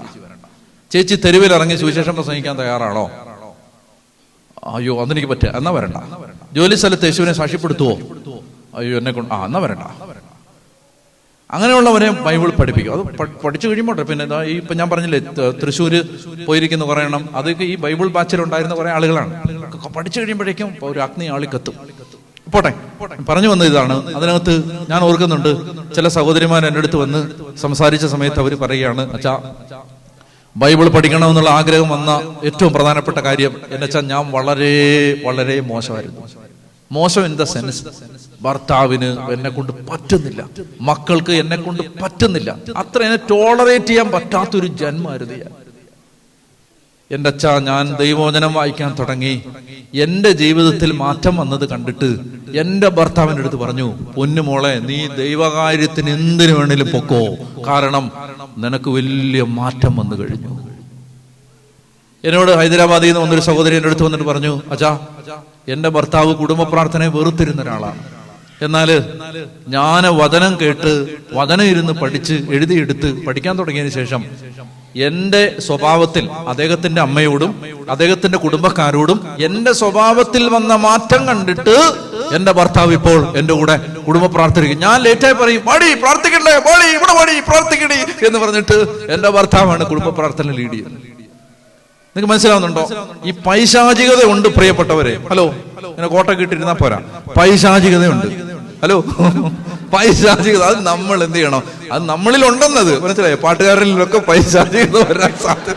അപ്പൊ അതുകൊണ്ട് നമ്മൾ എന്ത് ചെയ്യണം? വചനം വായിക്കുന്ന സമയത്ത് നമ്മളെ ദൈവം സ്പർശിക്കണം.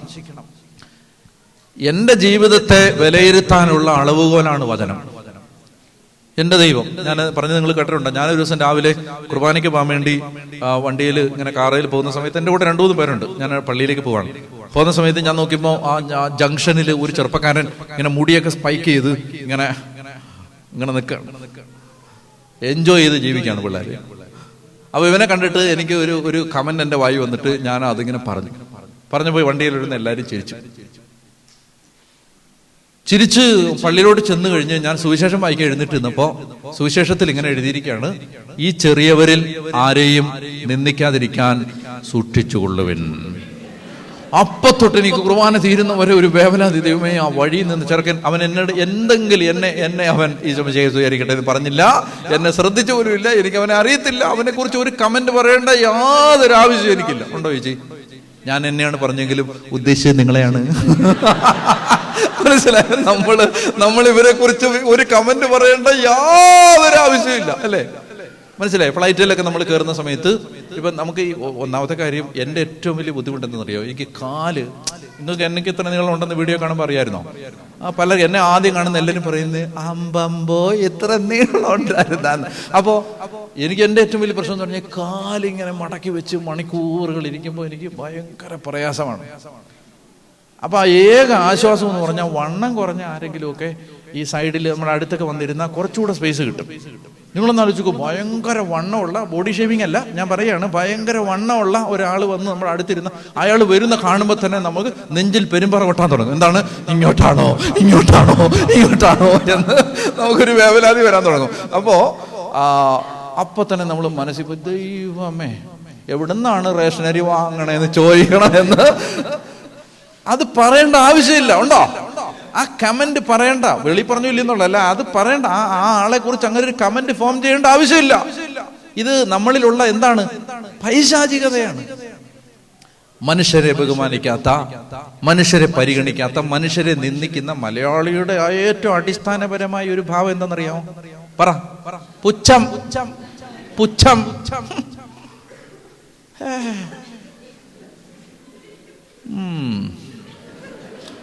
സാരി ഉടുത്ത് പോകുന്ന പോക്ക് കണ്ടാൽ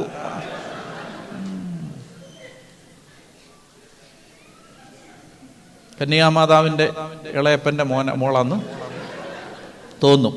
നമുക്കറിയാവുന്നല്ലേ, പഴയ ചരിത്രമൊക്കെ എന്നെ കൊണ്ടൊന്നും പറയിപ്പിക്കരുത്. പുച്ഛം, മനുഷ്യരെ റെസ്പെക്ട് ചെയ്യാത്ത മനുഷ്യൻ നമ്മളെല്ലാവരും ഉണ്ട്. അപ്പൊ ഞാൻ പറഞ്ഞു വരുന്നത്, ഇതൊക്കെ നമ്മൾ വചനം വായിക്കുമ്പോഴാണ് നമുക്ക് മനസ്സിലാവുന്നത്. പറഞ്ഞ ഹല്ലേലൂയ, പറഞ്ഞ ഹല്ലേലൂയ. അപ്പൊ അതാണ് മർക്കോസിലേക്ക് തിരിച്ചു വരാം. മർക്കോസ് 16:15 മുതൽ അവിടെ നമ്മൾ വായിച്ചു, വിശ്വസിക്കുന്നവരോടുകൂടെ ഈ അടയാളങ്ങൾ ഉണ്ടായിരിക്കും, അവർ എന്റെ നാമത്തിൽ പിശാചുക്കളെ ബഹിഷ്കരിക്കും. അപ്പൊ വായിക്കാം, മർക്കോസ് 16 വായിച്ച അതിനടുത്ത്, വിശ്വസിക്കുന്നവരോടുകൂടെ ഈ അടയാളങ്ങൾ ഉണ്ടായിരിക്കും, അവർ എന്റെ നാമത്തിൽ പിശാചുക്കളെ ബഹിഷ്കരിക്കും. അടുത്ത വാക്യം. അപ്പൊ ആദ്യത്തെ കാര്യമാണ് ഞാൻ വിശദീകരിച്ചത്. പിശാചുക്കളെ ബഹിഷ്കരിക്കും എന്ന് പറഞ്ഞാൽ സുവിശേഷം വായിക്കുമ്പോഴാണ് ഈ നമ്മളിലെ ഈ പിശാചിനെ നമുക്ക് മനസ്സിലാവുന്നത്. ഇത് വല്ലവർക്കും വേണ്ടി വായിച്ചാൽ മനസ്സിലാവോ? ഇല്ല. നമുക്ക്, അതായത് ഇത് ഞാൻ വായിക്കുന്ന സമയത്താണ് ദൈവമേ ഇതനുസരിച്ച് ഞാൻ തെറ്റുകാരനാണല്ലോ. വചനം വെച്ച് ആത്മശോധന ചെയ്യണം. ഞാൻ എന്താ പറഞ്ഞേ? വചനം വെച്ച് കുമ്പസാരത്തിന് ഒരുങ്ങണം, ആത്മശോധന ചെയ്യണം. മനസ്സിലായ? കൽപ്പനകൾ വെച്ച് മാത്രമല്ല, വചനം വെച്ച് ആത്മശോധന ചെയ്യണം, വചനം വായിച്ച്. അപ്പൊ അത് നിരന്തരമായ വചന വായനയിൽ ഏർപ്പെടുമ്പോഴാണ് നമ്മളിൽ ഒരുപാട് കാര്യങ്ങൾ നമുക്ക് തിരുത്താനുണ്ട് എന്ന് നമുക്ക് മനസ്സിലാകുന്നത്. അപ്പോഴാണ്. പറഞ്ഞ ഹല്ലേലൂയ, പറഞ്ഞ ഹല്ലേലൂയ, പറഞ്ഞ ഹല്ലേലൂയ, പറഞ്ഞ ഹല്ലേലൂയ, പറഞ്ഞ ഹല്ലേലൂയ. മനസ്സിലായി? ഒരുപാട് ഞാൻ ഒരിക്കല് നിങ്ങൾ കേട്ടിട്ടുണ്ടോ, ഞാൻ പണ്ട് പറഞ്ഞിട്ടുള്ളതാണിത്. അതായത് ഈ ഒരിക്കലും ഈ വണ്ടി ഓടിച്ച് ഞാൻ വരുന്ന സമയത്ത് കുറേ വർഷങ്ങൾക്ക് എനിക്ക് ശബ്ദമെല്ലാം പോയിട്ട് ഒട്ടും ശബ്ദമില്ല. ഞാൻ പള്ളി കുർബാന കഴിഞ്ഞ ഞായറാഴ്ച ഇങ്ങനെ മടങ്ങി വരുന്ന സമയത്ത് ഒരു മനുഷ്യൻ റോങ് ആയിട്ട് വന്ന് എന്റെ വണ്ടിയിൽ ഇങ്ങനെ ഉരച്ചുകൊണ്ട് പോയി. സമയമില്ല, ശബ്ദവുമില്ല. എന്തിനാണ് ഇങ്ങനെ ചെയ്തതെന്ന് ചോദിക്കാൻ, ഈ സൗണ്ട് ഇല്ല, കാറ്റ് മാത്രമേ വരുന്നുള്ളൂ. അങ്ങനെ ഒരു അവസ്ഥയിലാണ്, ചോദിക്കാൻ പോലും. അപ്പൊ എനിക്കാണെങ്കിൽ പറഞ്ഞ് എന്റെ പൊന്നി ചേട്ടാ, ചേട്ടനല്ലേ റോങ് ആയിട്ട് വന്നത് എന്ന് പറയണമെന്നുണ്ട്. പക്ഷെ പറഞ്ഞ് ഫലിപ്പിക്കാനുള്ള ശബ്ദവുമില്ല. ഇയാളെത്ര പറഞ്ഞിട്ട് മനസ്സിലാവുന്നില്ല. അപ്പൊ ഞാൻ അരിശം വന്നിട്ട് എന്തെങ്കിലും കാണിക്കുന്നു പറഞ്ഞിട്ട് ഞാൻ വണ്ടി എടുത്തിട്ട് പോയി. ഞാനന്ന് കോളേജിലാണ്, ഹോസ്റ്റൽ മുറിയിലേക്ക് ഞാൻ ചെന്ന് കയറുമ്പോ എനിക്ക് അപ്പത്തിന് വണ്ടി ഓടിച്ചു പോയി ഒരു 10 മിനിറ്റ് കഴിഞ്ഞില്ല, അപ്പത്തൊട്ട് എനിക്കൊരു വല്ലാത്തൊരു പരുവക്കേട് വരികയാണ്, ഒരു വേവലാതി വരികയാണ്, അകത്തിങ്ങനെ ഒരു അസ്വസ്ഥത വരികയാണ്. ഞാൻ ഒരുപാട് കാലങ്ങൾക്ക് മുമ്പ് വായിച്ചത്, അങ്ങനെ കാര്യമായിട്ടൊന്നും ധ്യാനിച്ചിട്ടില്ലാത്തത്, പ്രസംഗിച്ചിട്ടില്ലാത്തതുമായ ഒരു വചനം എൻ്റെ ഉള്ളിൽ ഇങ്ങനെ കയറി വരാൻ തുടങ്ങി. എന്തുകൊണ്ട് ദ്രോഹം നിനക്ക് സഹിച്ചുകൂടാ, വഞ്ചന നിനക്ക് ക്ഷമിച്ചുകൂടാ? ഞാൻ ആലോചിക്കുകയാണ്, ഈ വചനം ഞാൻ ഇന്നലെ വായിച്ചായിരുന്നു, ഞാൻ വായിച്ചായിരുന്നു? ഇല്ല, ഇതെപ്പോഴോ വായിച്ചതാണ്. പക്ഷെ ഒരു ഇൻസിഡന്റ് വരുമ്പോ പെട്ടെന്നൊരു വചനം കയറി വരികയാണ്. എന്തുകൊണ്ട് ദ്രോഹം നിനക്ക് സഹിച്ചുകൂടാ, വഞ്ചന നിനക്ക് ക്ഷമിച്ചുകൂടാ? എന്തുകൊണ്ട് അത് സഹിച്ചുകൂടാ? അപ്പൊ ആ വചനം വെച്ച് ഞാൻ കാണിച്ചത് തെറ്റായിപ്പോയി. ഞാൻ ആ മനുഷ്യനോട് അങ്ങനെ ആയിരുന്നില്ല പെരുമാറേണ്ടിയിരുന്നു, അത് തെറ്റായിപ്പോയി. കണ്ടോ, വചനം വെച്ച് ആത്മശോധന ചെയ്യുമ്പോഴാണ് കുറെ കൂടി നിർമ്മലരാവാൻ നമ്മളെ അത് സഹായിക്കും. അപ്പോ എന്റെ നാമത്തിൽ പിശാചുക്കളെ ബഹിഷ്കരിക്കും. എങ്ങനെ? സുവിശേഷത്തിലൂടെ നമ്മളിലെ പൈശാചികത മനസ്സിലാവും. ഇത് പിടികിട്ടിയെന്ന് വിചാരിക്കുന്നു. രണ്ടാമത്തേത്, അവർ പുതിയ ഭാഷകൾ സംസാരിക്കും. പുതിയ ഭാഷകൾ സംസാരിക്കും. എന്ത് ഭാഷ? എന്ത് ഭാഷ? ഈ പുതിയ ഭാഷകൾ സംസാരിക്കുന്ന പറഞ്ഞാല് ഈ ഞാനിങ്ങനെ വായിച്ചു, ഫ്രാൻസിസ് സേവ്യറിന് മലയാളം അറിഞ്ഞുകൂടായിരുന്നു. പക്ഷെ അദ്ദേഹം കേരളത്തിൽ എത്തിക്കഴിഞ്ഞപ്പോൾ അദ്ദേഹത്തിന് മലയാളം പറയാനുള്ള ഒരു അഭിഷേകം കിട്ടി. വിൻസെന്റ് ഫെറർ പുണ്യാളന് അങ്ങനെ ഒരു അഭിഷേകം ഉണ്ടായിരുന്നു എന്ന് ഞാൻ വായിച്ചിട്ടുണ്ട്. അതായത് ഏത് സ്ഥലത്ത് ചെന്നാലും അവിടുത്തെ ഭാഷ സംസാരിക്കും, ട്രാൻസ്ലേറ്ററിന്റെ ആവശ്യമില്ല, അങ്ങനെ സംസാരിക്കും. ഈ കഴിഞ്ഞ ഒരു മാസത്തിന് മുമ്പ് ഒരു ചേട്ടൻ മൗണ്ട് കാർമലിൽ ധ്യാനം കൂടാൻ വേണ്ടി വന്നു. അപ്പൊ ആ ചേട്ടൻ എൻ്റെ അടുത്ത് പ്രാർത്ഥിക്കാൻ വന്നിട്ട് എന്നോട് പറഞ്ഞു, അച്ഛാ, എനിക്ക് കുറെ വർഷങ്ങൾക്ക് മുമ്പ് പരിശുദ്ധാത്മാവ് ഭാഷാവരം തന്നു. അദ്ദേഹം എന്നോട് പറഞ്ഞു, ഭാഷാവരം തന്നു എന്ന് പറഞ്ഞാല്, ഞാന് തൃശ്ശൂർ ഭാഗത്താണ് എൻ്റെ വീട്.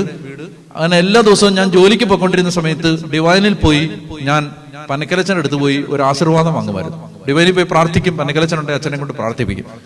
ഒരു ദിവസം പനക്കലച്ചനെ കൊണ്ട് പ്രാർത്ഥിപ്പിക്കുന്ന സമയത്ത് അച്ഛൻ എന്നോട് പറഞ്ഞു, ഡാ, നിനക്ക് കന്നഡ അറിയാമോ? അപ്പൊ ഞാൻ പറഞ്ഞു, എനിക്ക് കന്നഡ അറിയില്ല. നീ കന്നഡയിൽ സുവിശേഷം പ്രസംഗിക്കുന്നതായിട്ട് ആത്മാവ് എനിക്ക് കാണിച്ചു തരുന്നുണ്ട്. പോയി കുറച്ചു ദിവസം കഴിഞ്ഞിട്ട് വീണ്ടും കാണാൻ വന്നപ്പോ പനക്കലച്ചൻ പറഞ്ഞു, നീ കന്നഡ, നമ്മുടെ ഡിവൈനിലെ കന്നഡ സെക്ഷനിൽ പോയി സുവിശേഷം പ്രസംഗിക്കാൻ പറഞ്ഞു. ഈ മനുഷ്യന് കന്നഡ അറിയില്ല. അതുകൊണ്ട് അദ്ദേഹം ആ അച്ഛൻ പറഞ്ഞ അനുസരിച്ച് അവിടെ ചെന്നിട്ട് മാനസാന്തരത്തെ കുറിച്ച് അദ്ദേഹം ക്ലാസ് എടുക്കാൻ വേണ്ടി കയറിയിട്ട് അദ്ദേഹം മലയാളത്തിൽ പറഞ്ഞു, സിസ്റ്റർ ട്രാൻസ്ലേറ്റ് ചെയ്തു. രണ്ടാമത്തെ ദിവസം സെഷന് കയറുമ്പോ അദ്ദേഹം പ്രാർത്ഥിച്ച് ഇതുപോലെ പാട്ടൊക്കെ പാടി വർഷിപ്പ് ചെയ്ത് കഴിയുമ്പോ സിസ്റ്റർ ട്രാൻസ്ലേഷൻ ഇപ്പുണ്ട്. സിസ്റ്ററിന്റെ ആവശ്യം വന്നില്ല. കന്നഡ ഭാഷയുടെ അക്ഷരം അറിയാത്ത ഈ മനുഷ്യൻ കന്നഡ ഭാഷയിൽ 55 മിനിറ്റ് മാനസാന്തരത്തെ കുറിച്ച് പ്രസംഗിക്കാൻ തുടങ്ങി. നിങ്ങൾ വിശ്വസിക്കുമല്ലെന്ന് എനിക്ക് അറിഞ്ഞുകൂടാ. ഈ മനുഷ്യൻ ഇപ്പോൾ ഹൈദരാബാദില് കന്നഡക്കാർക്ക് വേണ്ടി വർഷങ്ങളായിട്ട് സുവിശേഷ വേല ചെയ്യാണ്. കന്നഡ എഴുതാനും വായിക്കാനും അറിഞ്ഞുകൂടാ, പക്ഷെ മണിക്കൂറുകള് കന്നഡ, മലയാളത്തിലെ വാക്യങ്ങൾ മനസ്സിൽ ഓർമ്മ വരും, വചനം അത് കന്നഡയിൽ ട്രാൻസ്ലേറ്റ് ചെയ്ത് പരിശുദ്ധാത്മാവ് കൊടുക്കും, വായിക്കൂടെ കന്നഡ പുറത്തു വരും. വിശ്വസിക്കാൻ പറ്റുമോ? പറഞ്ഞു ഹല്ലേലൂയ. മനസ്സിലായ? പുതിയ ഭാഷ, അങ്ങനെയും പറയാതിനെ, അതായത് ഭാഷകളുടെ മേൽ അധികാരം. ഇവിടെ ഉദ്ദേശിക്കുന്നത് അതല്ല,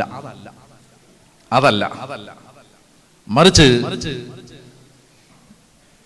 മറ്റു ഭാഷകളുടെ മേൽ ചിലപ്പോൾ അധികാരം ഉണ്ടാവും. ഏതാ?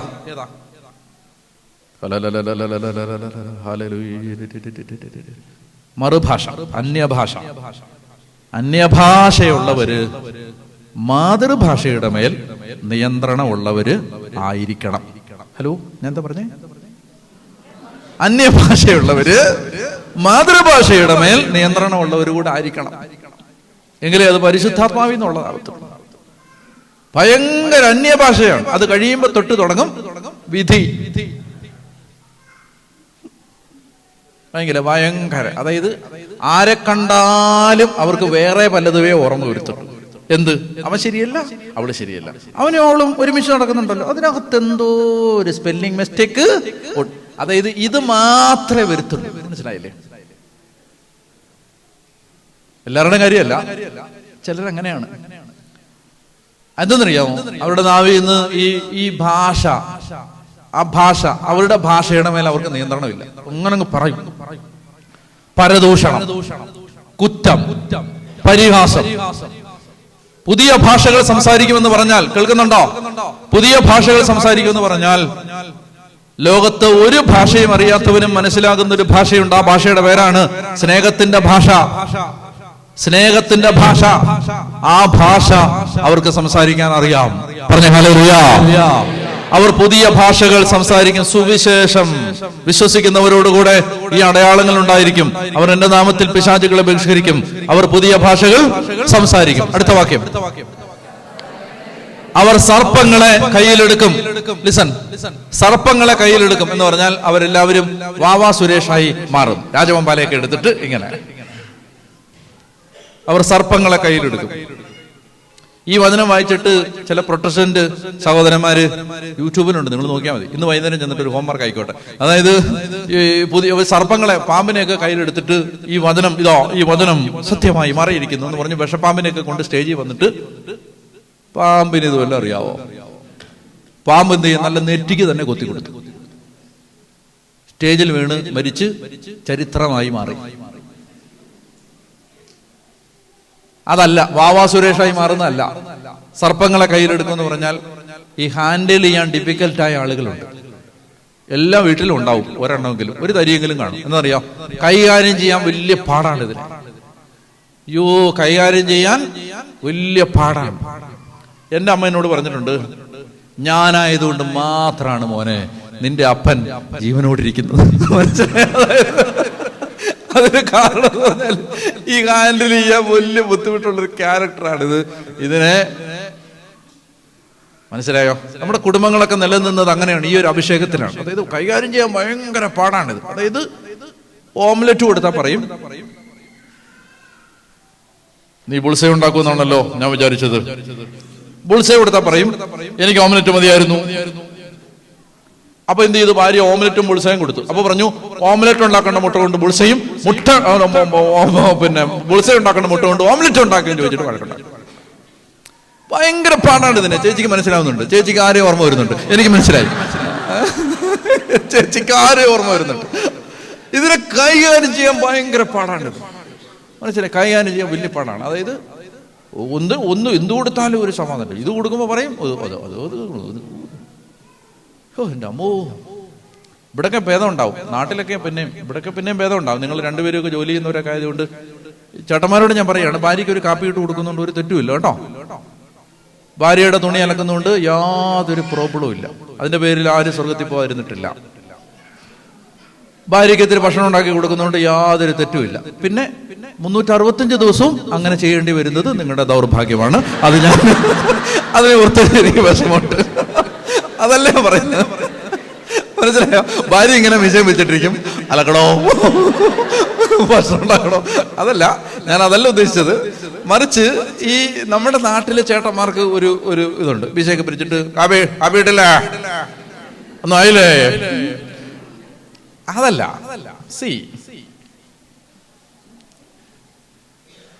സർപ്പങ്ങൾ ഭയങ്കര അണലി പാമ്പാണിത്. 360 ഡിഗ്രിയിൽ തിരിഞ്ഞു കൊത്തുന്ന സാധനമാണ് അണലി. അങ്ങനത്തെ അണലിയാണ്. കൈകാര്യം ചെയ്യാൻ ഭയങ്കര പാടാണ്. പക്ഷെ നിങ്ങൾ കണ്ടിട്ടില്ലേ ചില ചേച്ചിമാര് നല്ല സാരി തുമ്പെ കെട്ടി കൊണ്ട് നടക്കുന്നത്? മനസ്സിലായില്ല? ഭയങ്കര ഭീകരമാണ്, ഭീകരൻ. എനിക്ക് ചില ചേട്ടന്മാരെ അറിയാം, ദൈവമേ അവർക്ക് മനസ്സിലാവുമോ എന്തോ. അതായത് എനിക്ക് ചില ചേട്ടന്മാരെ എന്നറിയോ, ഭയങ്കര ടെററാണ്, ഒരു ടെറർ. അതായത് ഒരു സമൂഹത്തിൽ വന്നാൽ അവരാണ് ടെറർ, പള്ളി വന്നാൽ അവരാണ് ടെറർ, പിന്നെ എല്ലായിടത്തും. പക്ഷെ ചേച്ചി അവിടെ ഇരുന്നിട്ട് ഇങ്ങനെ ഒന്ന് നോക്കിയാൽ മതി, അപ്പൊ തന്നെ ഈ ചേട്ടൻ ഒന്നുമില്ല അങ്ങനെ നോക്കാൻ മാത്രം ഒന്നുമില്ല എന്ന് പറഞ്ഞിട്ട് അപ്പൊ തന്നെ ശാന്തമാവും. അതറിയാം, ആ ചേച്ചിക്ക് ഒരു അഭിഷേകമുണ്ട്. എന്താ അഭിഷേകം? അവർ സർപ്പങ്ങളെ കയ്യിലെടുക്കും. സർപ്പങ്ങളെ കയ്യിലെടുക്കും. ഇതിനെയൊക്കെ പോറ്റി പുലർത്തി കൊണ്ടുപോകാൻ പെടുന്ന പാട് എനിക്ക് തോന്നിയിട്ടുണ്ട്. പല ചേട്ടന്മാർക്കും പല ചേച്ചിമാർക്കും ശുദ്ധീകരണ സ്ഥലം ഒന്നും ഉണ്ടാവത്തില്ല. അതിന് കാരണം ശുദ്ധീകരണ സ്ഥലം കഴിഞ്ഞു, അവരുടെ പെർഗേറ്ററി ഇവിടെ വെച്ച് തീർന്നിരിക്കുകയാണ്, കഴിഞ്ഞു അല്ലേ? ഞാൻ ഈ പറഞ്ഞതിന് ജീവിച്ചിരിക്കുന്നവരോ മരിച്ചവരോ ആരുമായും യാതൊരു അപ്പോ അവർ സർപ്പങ്ങളെ കയ്യിലെടുക്കും. അടുത്തത്, മാരകമായ എന്ത് കുടിച്ചാലും അതവരെ ഉപദ്രവിക്കുകയില്ല. അതായത് അത് പറയുന്നതിന്റെ കോണ്ടെക്സ്റ്റ് ഇതാണ്. നമ്മള് കർത്താവിന് വേണ്ടി ജീവിക്കുമ്പോ പല വിധത്തിലാണ് നമ്മളിലേക്ക് മാലിന്യം കയറി വരുന്നത്. ഭക്ഷണത്തിലൂടെ വരാം, കുടിക്കുന്ന വെള്ളത്തിലൂടെ വരാം, ജീവിക്കുന്ന സ്ഥലങ്ങളിലൂടെ വരാം. ഒരുപാട് അന്ധകാരമുണ്ട്. നിങ്ങൾക്ക് അറിയുമോന്ന് എനിക്ക് അറിഞ്ഞുകൂടാ. പ്രാർത്ഥിക്കുന്ന ഒരു വീട്ടിലേക്ക് കയറിയാൽ നമുക്ക് അപ്പം അറിയാം അത് പ്രാർത്ഥിക്കുന്ന വീടാണ്. പറയേണ്ട ആരും യേശു ഈ വീടിന്റെ നായകൻ എന്ന് എഴുതി വെക്കേണ്ട കാര്യമില്ല. അത് കയറുമ്പോൾ ഉണ്ടല്ലോ അവിടെ ഒരു അന്തരീക്ഷം ഉണ്ടാവും. പ്രാർത്ഥിക്കാത്തൊരു വീട്ടിലേക്ക് കാലുകുത്തുമ്പോൾ അറിയാം, അയ്യോ ഇവിടെ ഒരു ശകലം പോലും പ്രാർത്ഥനയില്ലെന്ന് മനസ്സിലാവും. കലഹമുള്ളൊരു വീട്ടിലേക്ക് ചെല്ലുമ്പോ അവർ പറയണ്ട, നമ്മുടെ മുമ്പിൽ വെച്ച് വഴക്കടിക്കണ്ട, നമുക്ക് അവിടെ കാലുകുത്തുമ്പോൾ അറിയാം അവിടെ കലഹമാണെന്ന് മനസ്സിലാവും. അത് മനസ്സിലാവും. അവിടെ ഒരു അരൂപിയുണ്ട്, അരൂപി. പറഞ്ഞു വരുന്നത് എന്തെന്നറിയാമോ? നമ്മൾ ജീവിക്കുന്ന ഈ സ്ഥലത്ത് ഇങ്ങനെ പല അന്ധകാരമുണ്ട്. വിശ്വസിക്കുന്നവരോടുകൂടെ ഈ അടയാളങ്ങൾ ഉണ്ടായിരിക്കും. അതിലെ ഒരടയാളമാണ് മാരകമായ എന്ത് കുടിച്ചാലും. അതായത് വെളിയിൽ നിന്ന് വരുന്ന ഒന്നും നിങ്ങളെ അസ്വസ്ഥതപ്പെടുത്തുകയില്ല, ഉപദ്രവിക്കുകയില്ല, ബുദ്ധിമുട്ടിക്കുകയില്ല. വെളിയിൽ നിന്ന് വരുന്ന ഒന്നും നിങ്ങളെ മലിനരാക്കുകയില്ല. കർത്താവിന് അതാണ് ഈശോ പറഞ്ഞത്. വെളിയിൽ നിന്ന് നിങ്ങൾ ഭക്ഷിക്കുന്നതോ പാനം ചെയ്യുന്നതോ ഒന്നും അല്ല, അകത്തുനിന്ന് വരുന്നതാണ് ഒരാളെ മലിനനാക്കുന്നത്. മാരകമായി എന്ത് കുടിച്ചാലും അത് അവരെ ഉപദ്രവിക്കുകയില്ല. അടുത്ത വാക്യം, അവർ രോഗികളുടെ മേൽ കൈകൾ വെക്കും, അവർ സുഖം പ്രാപിക്കുകയും ചെയ്യും. പറഞ്ഞ ഹല്ലേലൂയ, പറഞ്ഞ ഹല്ലേലൂയ. അതായത് കല്യാണം കഴിച്ചപ്പോൾ ആ സഹോദരി പറയുകയാണ്, എന്റെ ഭർത്താവ് ഒരു രോഗിയായിരുന്നു. രോഗി എന്ന് പറഞ്ഞാൽ ക്യാൻസർ രോഗമല്ല, കിഡ്നി രോഗമല്ല, മാരകമായ മറ്റു രോഗങ്ങളല്ല. എന്റെ ഭർത്താവ് ഒരു നാർസിസിസ്റ്റ് പേഴ്സണാലിറ്റി ഉള്ള ആളായിരുന്നു. ഇങ്ങനെയുള്ള ഒത്തിരി ചേട്ടന്മാരുണ്ട്, ചേച്ചിമാരും ഉണ്ട്. നാർസിസിസം എന്ന് പറഞ്ഞാൽ അവർക്ക് അവരോട് മാത്രമേ സ്നേഹമുള്ളൂ. അവരോട് മാത്രമേ. ഒരു നോവലില് പറയുന്നുണ്ട്, ചേച്ചി പറയും, സേതുവേട്ടൻ ജീവിതത്തിൽ ഒറ്റ ആളെ സ്നേഹിച്ചിട്ടുള്ളൂ, സേതുവേട്ടനെ തന്നെ. സേതുവേട്ടൻ വേറെ ആരെയും സ്നേഹിച്ചിട്ടില്ല, സേതുവേട്ടനെ മാത്രമേ സ്നേഹിച്ചിട്ടുള്ളൂ. ഇങ്ങനെ ഇതാണ് ഈ നാർസിസിസം. അയാളെ മാത്രമേ സ്നേഹിക്കുന്നുള്ളൂ, അവളെ മാത്രമേ സ്നേഹിക്കുന്നുള്ളൂ. പക്ഷെ ഈ ഭാര്യ, ഈ ഭർത്താവ് ഈ ആളെ കല്യാണം കഴിച്ചപ്പോ അയാൾ രോഗിയായിരുന്നു. വർഷങ്ങള് ദൈവവചനം അനുസരിച്ച് ജീവിച്ച ഈ സ്ത്രീ, ഈ സഹോദരൻ, ഈ ചേട്ടൻ, ഈ ചേച്ചി അവരെ ഒരു സൗഖ്യത്തിലേക്ക് ആനയിച്ചു. ഇപ്പൊ എന്റെ ഭർത്താവ് വളരെ വ്യത്യാസമുള്ള ഒരാളാണ്. എന്റെ ഭർത്താവിന് ഹൃദയം നിറയെ സ്നേഹമാണ്. എന്റെ ഭർത്താവിന് ഭയങ്കര കരുതലാണ്. എന്താണ്? അവർ രോഗികളുടെ മേൽ കൈകൾ വെച്ചു, അവർ സുഖം പ്രാപിച്ചു. കൈ വെക്കാന്ന് പറഞ്ഞാൽ തലയെ മാത്രം വെക്കുക എന്നല്ല ഇതിന്റെ അർത്ഥം. മനസ്സിലായോ? ഈ ദാമ്പത്യത്തിൽ ഭാര്യയും ഭർത്താവും കൈ കോർത്ത് പിടിച്ചപ്പോൾ അവർ രോഗികളുടെ മേൽ കൈകൾ വെച്ചു, അവർ സൗഖ്യം പ്രാപിച്ചു. സുഖപ്പെടുത്തുക എന്ന് പറഞ്ഞൊരു ശുശ്രൂഷയുണ്ട് നമുക്ക്. അത് ഈ കരിസ്മാറ്റിക് കൺവെൻഷന് നടക്കുന്ന കാര്യം മാത്രമല്ല, ഇത് വീട്ടിലൊരു ഹീലിംഗ് ഉണ്ട്. മനസ്സിലായോ? മക്കൾ ഹീൽ ചെയ്യപ്പെടണം. പറയാൻ ഒത്തിരി ഉണ്ട്, പരാമർശിച്ചു പോവാം. മക്കൾ ഹീൽ ചെയ്യപ്പെടണമെങ്കിൽ എന്തറിയാം, അതായത് ഒത്തിരി മക്കൾക്ക് എന്താണെന്നറിയാം,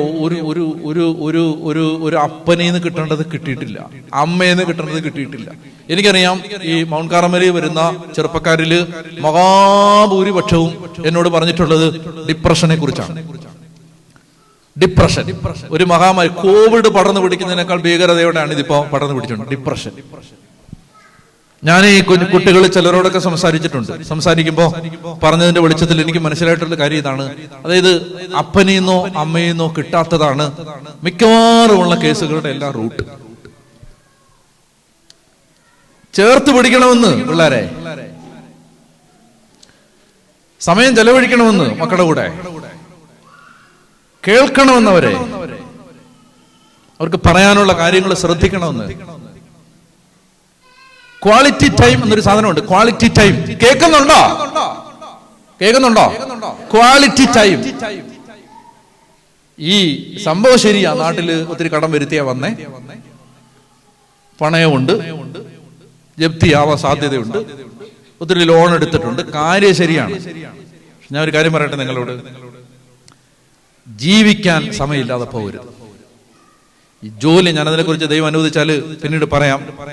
ജോലി ജീവിക്കാൻ സമയമില്ലാതെ പോകരുത്.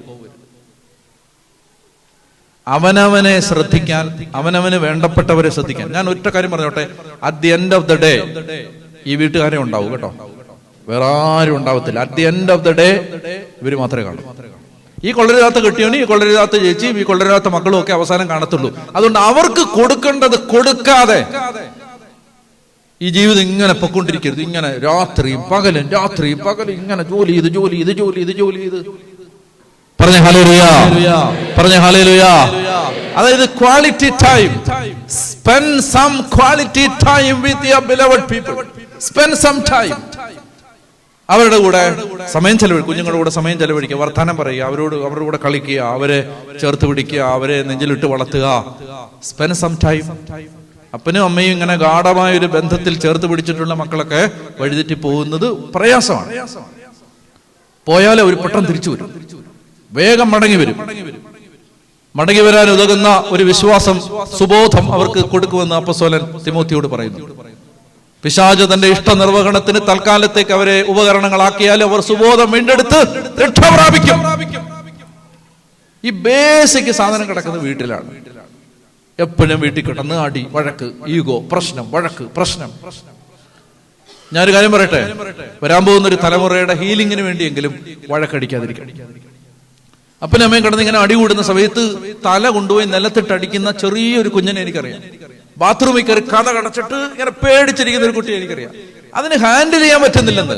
അതിങ്ങനെ റബ്ബർ ബാൻഡ് പോലെ വലിഞ്ഞ് പൊട്ടാറായി, ആ മനസ്സിങ്ങനെ പൊട്ടാറായി ഇരിക്കുന്നതാണ് ഇന്ന് പല കുഞ്ഞുങ്ങളിലും വെളിപ്പെടുന്ന ഡിപ്രഷൻ.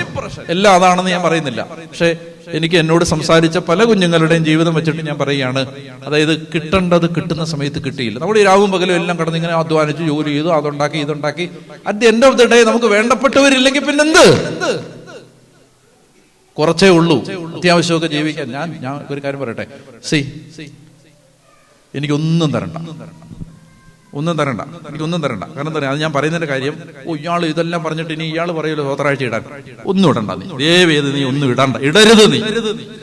കേട്ടെ, ഒരുപാടൊന്നും വേണ്ടാന്ന്. പോവാൻ ഒരു വണ്ടി, അല്ലെ 1-2 വണ്ടി, ജീവിക്കാൻ ഒരു ചെറിയ വീട്, അത്യാവശ്യമുള്ള വീട്, പിന്നെ കുറച്ച് കടമില്ലാതെ ജീവിക്കാൻ പറ്റുന്ന, അത്രയൊക്കെ പോരെ. ഈ 10, 80, 90 വയസ്സ് നീളുന്ന ഒരു ആയുസിനകത്ത് അതിനേക്കാളും വിലയുണ്ട് നമ്മുടെ പ്രിയപ്പെട്ടവർക്ക്, അതിനേക്കാളും വിലയുണ്ട് നമ്മുടെ മക്കൾക്ക്, അതിനേക്കാളും വിലയുണ്ട് നമ്മുടെ ഭാര്യയ്ക്ക്, ഭർത്താവിന്. So spend some quality time with them. അവരുടെ കൂടെ ഒന്നിരിക്കാനും. ഇനി ഒരു കരിസ്മാറ്റിക്കാരൻ പറയാത്തൊരു കാര്യം പറയാം, രണ്ടുപേരോട് ഒരുമിച്ചിരുന്നൊരു സിനിമ കാണാനും, കുറച്ചു നേരം വർത്താനം പറയാനും, ഒരു ഐസ്ക്രീം കഴിക്കാനും, ഒരു ഔട്ടിങ്ങിന് പോകാനും, വീക്കെൻഡിലൊക്കെ പോയി കുറച്ച് സമയം എവിടെയെങ്കിലും ചെലവഴിക്കുക. You need some time. അതിന് റബ്ബർമാൻ്റെ പോലെ വലിഞ്ഞു കിട്ടി ജീവിക്കരുത്. അതുകൊണ്ട് ഞാൻ പറഞ്ഞത്, നീ ഓതറാഴ്ച ഒന്നും ഇട്ടില്ലേലും വേണ്ടില്ല, നീ മര്യാദയ്ക്ക് വീട്ടിൽ കുറച്ച് സമയം ചെലവഴിക്കും. പറഞ്ഞ ഹല്ലേലൂയാ, പറഞ്ഞ ഹല്ലേലൂയാ, പറഞ്ഞ ഹല്ലേലൂയാ, പറഞ്ഞ hallelujah. So listen to this. അവർ രോഗികളുടെ മേൽ കൈകൾ വെക്കും, അവർ സൗഖ്യം പ്രാപിക്കും. രോഗി എന്ന് പറഞ്ഞാലേ ICU കിടക്കുന്നവർ മാത്രമല്ല, എല്ലാവർക്കും ഉണ്ട് രോഗം. മനസ്സിലായോ? എല്ലാവർക്കും. നമുക്ക് സുഖപ്പെടേണ്ട മേഖലകൾ എല്ലാവർക്കും ഇല്ലേ? ചേച്ചിന്ന് വിളിച്ച വിഷമാണെങ്കിൽ പെങ്ങളെ, അനിയത്തി, മോളെ, ഞാൻ ചോദിക്കട്ടെ, എല്ലാവർക്കും ഇല്ലേ സുഖപ്പെടേണ്ട മേഖലകൾ? ഉണ്ടെന്നേ. ഒന്ന് എഴുന്നേറ്റേ.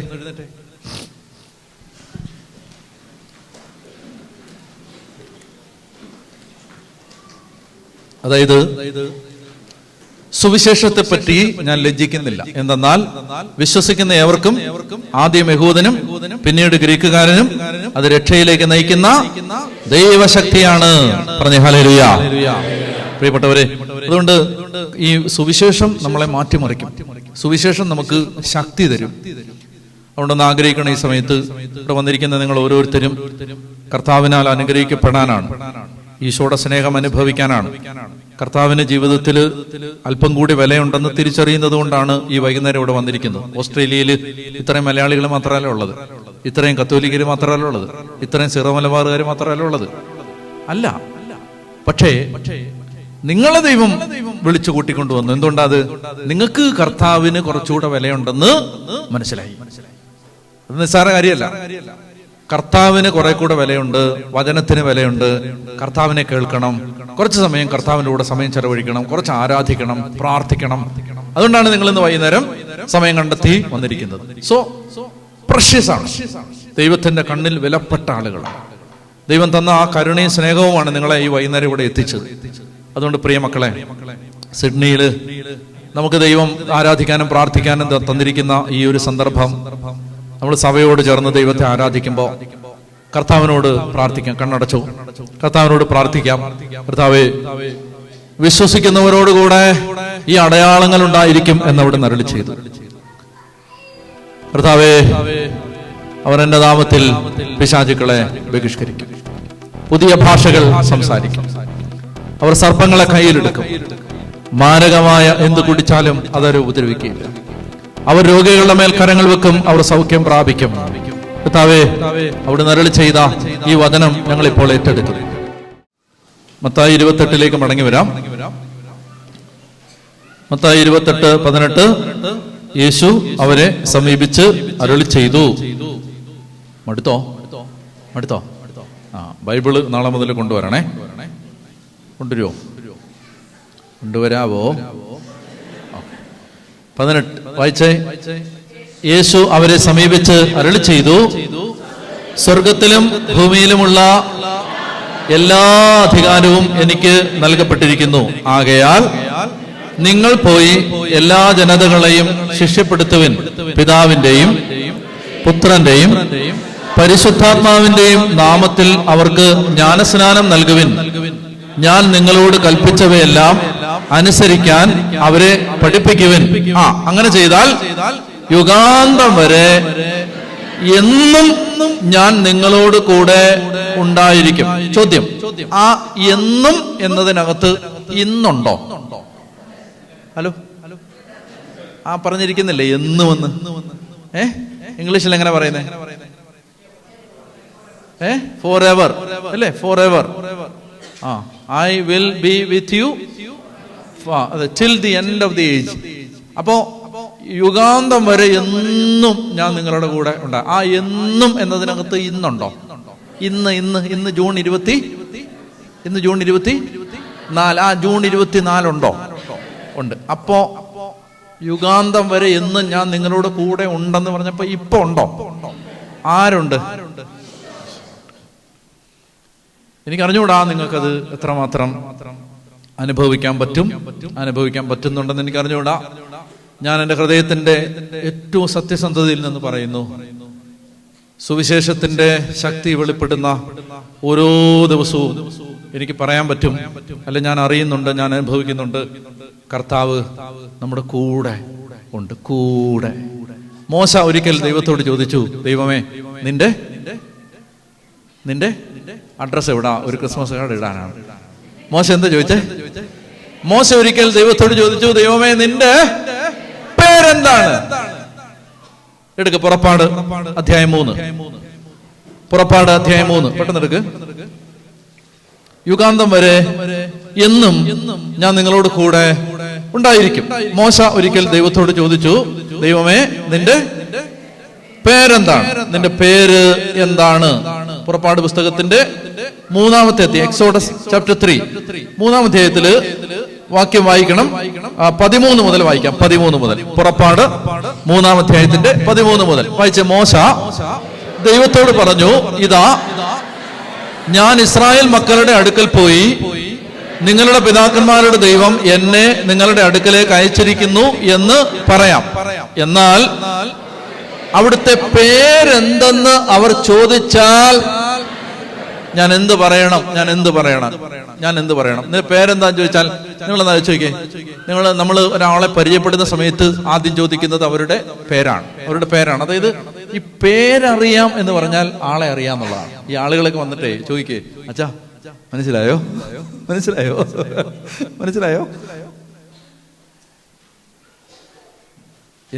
എന്റെ പരമയാണ്, എന്റെ കഴിവുകേടാണ്. ഞാൻ പെട്ടെന്ന് ഞാൻ വേഗം മറന്നുപോകും. ഒരു മനുഷ്യൻ ധ്യാനകേന്ദ്രത്തിൽ വന്നിട്ട് വളരെ പരിചയത്തോടെ അച്ഛാ എന്നെ ഉണ്ടെന്ന് കഴിഞ്ഞ്, അപ്പൊ കുറച്ചു നേരം കഴിഞ്ഞ് അദ്ദേഹം സംസാരിച്ചപ്പോൾ അദ്ദേഹത്തിന് മനസ്സിലായി എനിക്ക് അദ്ദേഹത്തെ മനസ്സിലായില്ല എന്ന് അദ്ദേഹത്തിന് മനസ്സിലായി. അപ്പൊ അദ്ദേഹം പറഞ്ഞു, മനസ്സിലായില്ലേ? അപ്പൊ ഞാൻ പറഞ്ഞു, ചേട്ടൻ ഇച്ചിരൂടെ അടുത്ത് നിൽക്കാവോ? എന്തേ? ആരോടും പറയരുത്, എനിക്ക് മനസ്സിലായില്ല. അപ്പോ അദ്ദേഹം പറയാണ്, അച്ഛൻ കാനഡയില് ധ്യാനത്തിന് വന്നില്ലേ കഴിഞ്ഞ മുമ്പത്തെ വർഷം? വന്ന് 3 ദിവസം. എന്റെ വീട്ടിൽ അച്ഛാ താമസിച്ച. നിങ്ങളെന്ന് ആലോചിക്കും, നമ്മള് ദൈവമേ ഭൂമി വിളർന്നില്ലാതായാ മതിയായിരുന്നു. ഈ മനുഷ്യൻ വിചാരിക്കുന്നില്ല, ഇതുപോലൊരു നന്ദി കെട്ടവനെ എന്റെ ജീവിതത്തിൽ ഞാൻ കണ്ടില്ല. ഭക്ഷണമൊക്കെ വെച്ചോളം ഈ സമയത്ത് കൊടുത്ത് പരിചരിച്ചാണെന്നിട്ട് മറന്നുപോയിരിക്കുന്നു. ഞാൻ വേഗം മറന്നുപോകും. പെട്ടെന്ന് മറന്നുപോകും. വേഗം മറന്നു. ഓരോരുത്തർക്കും ഓരോ പ്രശ്നമല്ലേ. അപ്പോ ഇങ്ങനെ വന്നിട്ട് ചോദിക്കില്ലേ, നമ്മളോട് വന്നിട്ട് ചോദിക്കും. കല്യാണത്തിനൊക്കെ പോകുമ്പോൾ നിങ്ങൾ കണ്ടിട്ടില്ലേ? കല്യാണത്തിന് നിങ്ങൾ എന്തെങ്കിലും ഫംഗ്ഷനൊക്കെ പോകുമ്പോ മനസ്സിലായോ ആന്റി, മനസ്സിലായോ എന്നെ? അപ്പൊ നമ്മൾ അഭിനയിക്കാൻ ഭയങ്കര മിടുക്കരായതുകൊണ്ട് പിന്നെ എന്നാ പറ, എന്റെ പേരെന്താ നമ്മൾ വെറുതെ പറഞ്ഞാണ് ഇവനെ മനസ്സിലായെന്ന്. പക്ഷേ അപ്പൊ പേരറിയാമെങ്കിൽ ആളെ അറിയാം. അദ്ദേഹം പറഞ്ഞേ, പേരറിയാമെങ്കിൽ ആളെ അറിയാം. അതാണ് ഒരു കാര്യം. ദൈവത്തിന്റെ പേര് ചോദിക്കുന്നതിന്റെ കാരണം അതാണ്. അതായത് നിന്നെ പരിചയപ്പെടാൻ ഞങ്ങൾക്ക് നിന്റെ പേരറിയണം. ഇത് നമ്മുടെ സാധാരണ അർത്ഥം. ഇനി എന്നെ ശ്രദ്ധിച്ച്, ഇത് വേറൊരു അർത്ഥമുണ്ട്. മോശ പോകുന്നത് ഈജിപ്തിലേക്കാണ്. ഈജിപ്തിൽ ഇസ്രായേൽ ജനം എത്തിയിട്ട് 400 വർഷമായിരുന്നു. 400 വർഷം, 4 നൂറ്റാണ്ടുകൾ ഈ 4 നൂറ്റാണ്ടുകൾ കൊണ്ട് അവർ ദൈവത്തെ മറന്നുപോയി. അവർ ദൈവത്തെ മറന്നുപോയെന്ന് മാത്രമല്ല, വിജാതീയ ദേവന്മാരുടെ ഈറ്റില്ലമായിരുന്നു ഈജിപ്ത്. ഇഷ്ടംപോലെ ദേവന്മാര്. തവള ഒരു ദൈവമായിരുന്നു. അതുപോലെ പകുതി മീനിന്റെ ശരീരവും പകുതി മനുഷ്യന്റെ ശരീരമുള്ള ഒരു ദൈവം, പകുതി ആടിന്റെ ശരീരവും പകുതി മനുഷ്യന്റെ ശരീരമുള്ള ഒരു ദൈവം. ഇങ്ങനെ എണ്ണിയാലൊടുങ്ങാത്ത ദേവന്മാരെ ആരാധിച്ചിരുന്ന ഈജിപ്തുകാരുടെ ഇടയിൽ ജീവിക്കുന്ന 400 കൊല്ലം ജീവിച്ച ഈ ജനതയ്ക്ക് ബഹുദൈവ വിശ്വാസം ഉണ്ടായിരുന്നു. പല ദൈവങ്ങളെ അവർ ആരാധിച്ചിരുന്നു. അവർ യഹോവയെ മറന്നിരുന്നു. അപ്പോ ഞാൻ അവരുടെ അടുത്തേക്ക് ചെല്ലുമ്പോൾ അവർ എന്നോട് ചോദിക്കും, ദൈവമേ നിന്നെ ആരാണ് അയച്ചതെന്ന് ചോദിക്കുമ്പോൾ നിന്റെ പേര് എനിക്ക് പറയണം. അതാണ് വേറൊരു കാര്യം. അപ്പൊ ഏത് ദൈവം? ഇതിനേക്കാൾ മൂന്നാമത്തെ വേറൊരു കാര്യം. Listen to this. ഈജിപ്തില് ദേവന്മാർക്ക് 2 പേരുകൾ ഉണ്ടായിരുന്നു. ഒന്ന് ദേവന്റെ എല്ലാവർക്കും അറിയാവുന്ന പേര്, എല്ലാവർക്കും അറിയാവുന്ന പേര്. രണ്ടാമത്തേത് ആ ദേവന്റെ സീക്രട്ട് നെയിം, രഹസ്യനാമം. ആ രഹസ്യനാമം എല്ലാവർക്കും അറിഞ്ഞുകൂടാ. പൂജാരികൾക്കും പുരോഹിതന്മാർക്കും മന്ത്രവാദികൾക്കും മാത്രമേ ആ ദേവന്റെ രഹസ്യനാമം അറിയത്തുള്ളൂ. Listen to this. നാമം. അപ്പൊ ഈ രഹസ്യനാമം എന്തിനെന്നറിയാം? ഈ മന്ത്രം ചൊല്ലുമ്പോ ആ മന്ത്രം ചെയ്യുന്ന കാര്യത്തിലേക്ക് ആ അരൂപിയുടെ, ആ ദേവന്റെ അല്ലെങ്കിൽ ആ ദുരാത്മാവിന്റെ ശക്തിയെ അവർ ആവാഹിച്ചിരുന്നത് പേര് വിളിച്ചിട്ടാണ്. Listen to this. പേര് വിളിച്ചിട്ടാണ്. പേര് വിളിക്കുമ്പോ ആ ദേവന്റെ പേരെന്ന് പറഞ്ഞാൽ സീക്രട്ട് നെയിം, ആ രഹസ്യനാമം വിളിക്കുമ്പോൾ ആ സ്ഥലത്തേക്ക്, ആ സാഹചര്യത്തിലേക്ക് ആ ദേവതയുടെ ശക്തി ആവാഹിക്കപ്പെടും. പേരറിയുക എന്ന് പറഞ്ഞാൽ പ്രസൻസ് ഉണ്ടാവുക എന്നാണ്. പേരറിയുക എന്ന് പറഞ്ഞാൽ പ്രസൻസ് വരിക എന്നാണ്. അതായത് പേര് വിളിക്കുമ്പോൾ പ്രസൻസ് ഓപ്പറേറ്റ് ചെയ്യും. ദൈവത്തിന്റെ രഹസ്യനാമമാണ് അവിടെ വെളിപ്പെടുത്തപ്പെടുന്നത്. യഹോവ, യാവേ, യഹോവ. പൂർവ്വപിതാവായ അബ്രഹാമിനാവട്ടെ, നിങ്ങൾ ബൈബിൾ വായിച്ചോ, അബ്രഹാമിനാവട്ടെ, ഇസഹാക്കിനാവട്ടെ, യാക്കോബിനാവട്ടെ, ജോസഫിനാവട്ടെ, ദൈവത്തിന്റെ പേര് വെളിപ്പെടുത്തി കൊടുത്തിരുന്നില്ല. ദൈവത്തിന്റെ പേര് പൂർവ്വപിതാക്കന്മാരിൽ ആദ്യമായിട്ട് റിവീൽ ചെയ്ത് കിട്ടുന്നത് മോശയ്ക്കാണ്. അതുകൊണ്ടാണ് മോശയിലാണ് അത്ഭുതങ്ങളും അടയാളങ്ങളും ആരംഭിക്കുന്നത്. നിങ്ങൾ ശ്രദ്ധിച്ചിട്ടുണ്ടോ? അബ്രഹാം അത്ഭുതങ്ങൾ ചെയ്തിട്ടില്ല, ഇസഹാക്ക് അത്ഭുതം ചെയ്തിട്ടില്ല, യാക്കോബ് അത്ഭുതം ചെയ്തിട്ടില്ല, ജോസഫ് അത്ഭുതം ചെയ്തിട്ടില്ല. അത്ഭുതങ്ങൾ ആരംഭിക്കുന്നത് മോശയിലാണ്. You know why? Because he knew his name. നാമം വിളിക്കുമ്പോ പവർ റിലീസ് ചെയ്യപ്പെടും. അതുകൊണ്ട് പേര് ചോദിച്ചപ്പോ പേര് ദൈവം പറഞ്ഞു കൊടുത്തു. I am who am. I am who I ആം.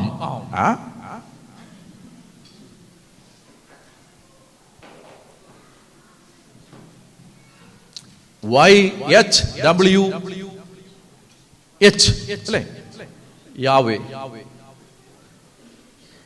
അതിന് വവൽസ് ഇല്ല. ആ പേര് അവർ പറയത്തില്ലായിരുന്നു, ആ പേര് അവർ പറയില്ലായിരുന്നു. Secret name. നെറ്റ്ഫ്ലിക്സ് ഉണ്ടോ? നെറ്റ്ഫ്ലിക്സ് ഒന്നും അറിയാത്ത പോലെ. നെറ്റ്ഫ്ലിക്സ് ഉണ്ടോ? ഉണ്ടാ? അതിനകത്ത് ദ ടെസ്റ്റമെന്റ് ഓഫ് മോസസ് എന്ന് പറഞ്ഞിട്ട് ഒരു സീരീസ് ഉണ്ട്. ദ ടെസ്റ്റമെന്റ് ഓഫ് മോസസ് കാണണം. സൂപ്പർ. ടെസ്റ്റമെന്റ് ഓഫ് മോസസ് നല്ലതാ. അത് നല്ലൊരു മൂവി പോലെ, ഇങ്ങനെ മോശയുടെ കഥ. നല്ലതാണ്. It's very rewarding. അതൊക്കെ കാണണം. വല്ല ചപ്പും ചവറൊക്കെ കാണുന്നതിന് പകരം നല്ലതൊക്കെ ഇരുന്ന് കാണണം. ലിസൺ. അപ്പോ ഈ നാമം പറയുമ്പോൾ പവർ റിലീസ് ചെയ്യപ്പെടും. അതുകൊണ്ടാണ് ഈശോ പറഞ്ഞേ, നിങ്ങളിൽ 2-3 പേർ എന്റെ നാമത്തിൽ ഒരുമിച്ച് കൂടിയാൽ അവരുടെ മധ്യേ ഞാൻ ഉണ്ടായിരിക്കും. നാമം 2-3 പേരുടെ നാമം. അതുകൊണ്ടാണ് ഈശോയെന്ന് വിളിക്കാൻ ഞാൻ പറയുമ്പോ വായി നോക്കി നിൽക്കരുത്. നാമം വിളിക്കണം. When you call upon his name, he is there with you. അപ്പൊ യാവേ എന്ന് പറഞ്ഞാൽ I am who I am എന്ന് പറഞ്ഞാൽ I am, I was, I will be. To be എന്നാണ്. ഐ ആം, ഐ വാസ്, ഐ വിൽ ബി. വിത്ത് യു എന്നാണ് മോശയോട് പറയുന്നത്.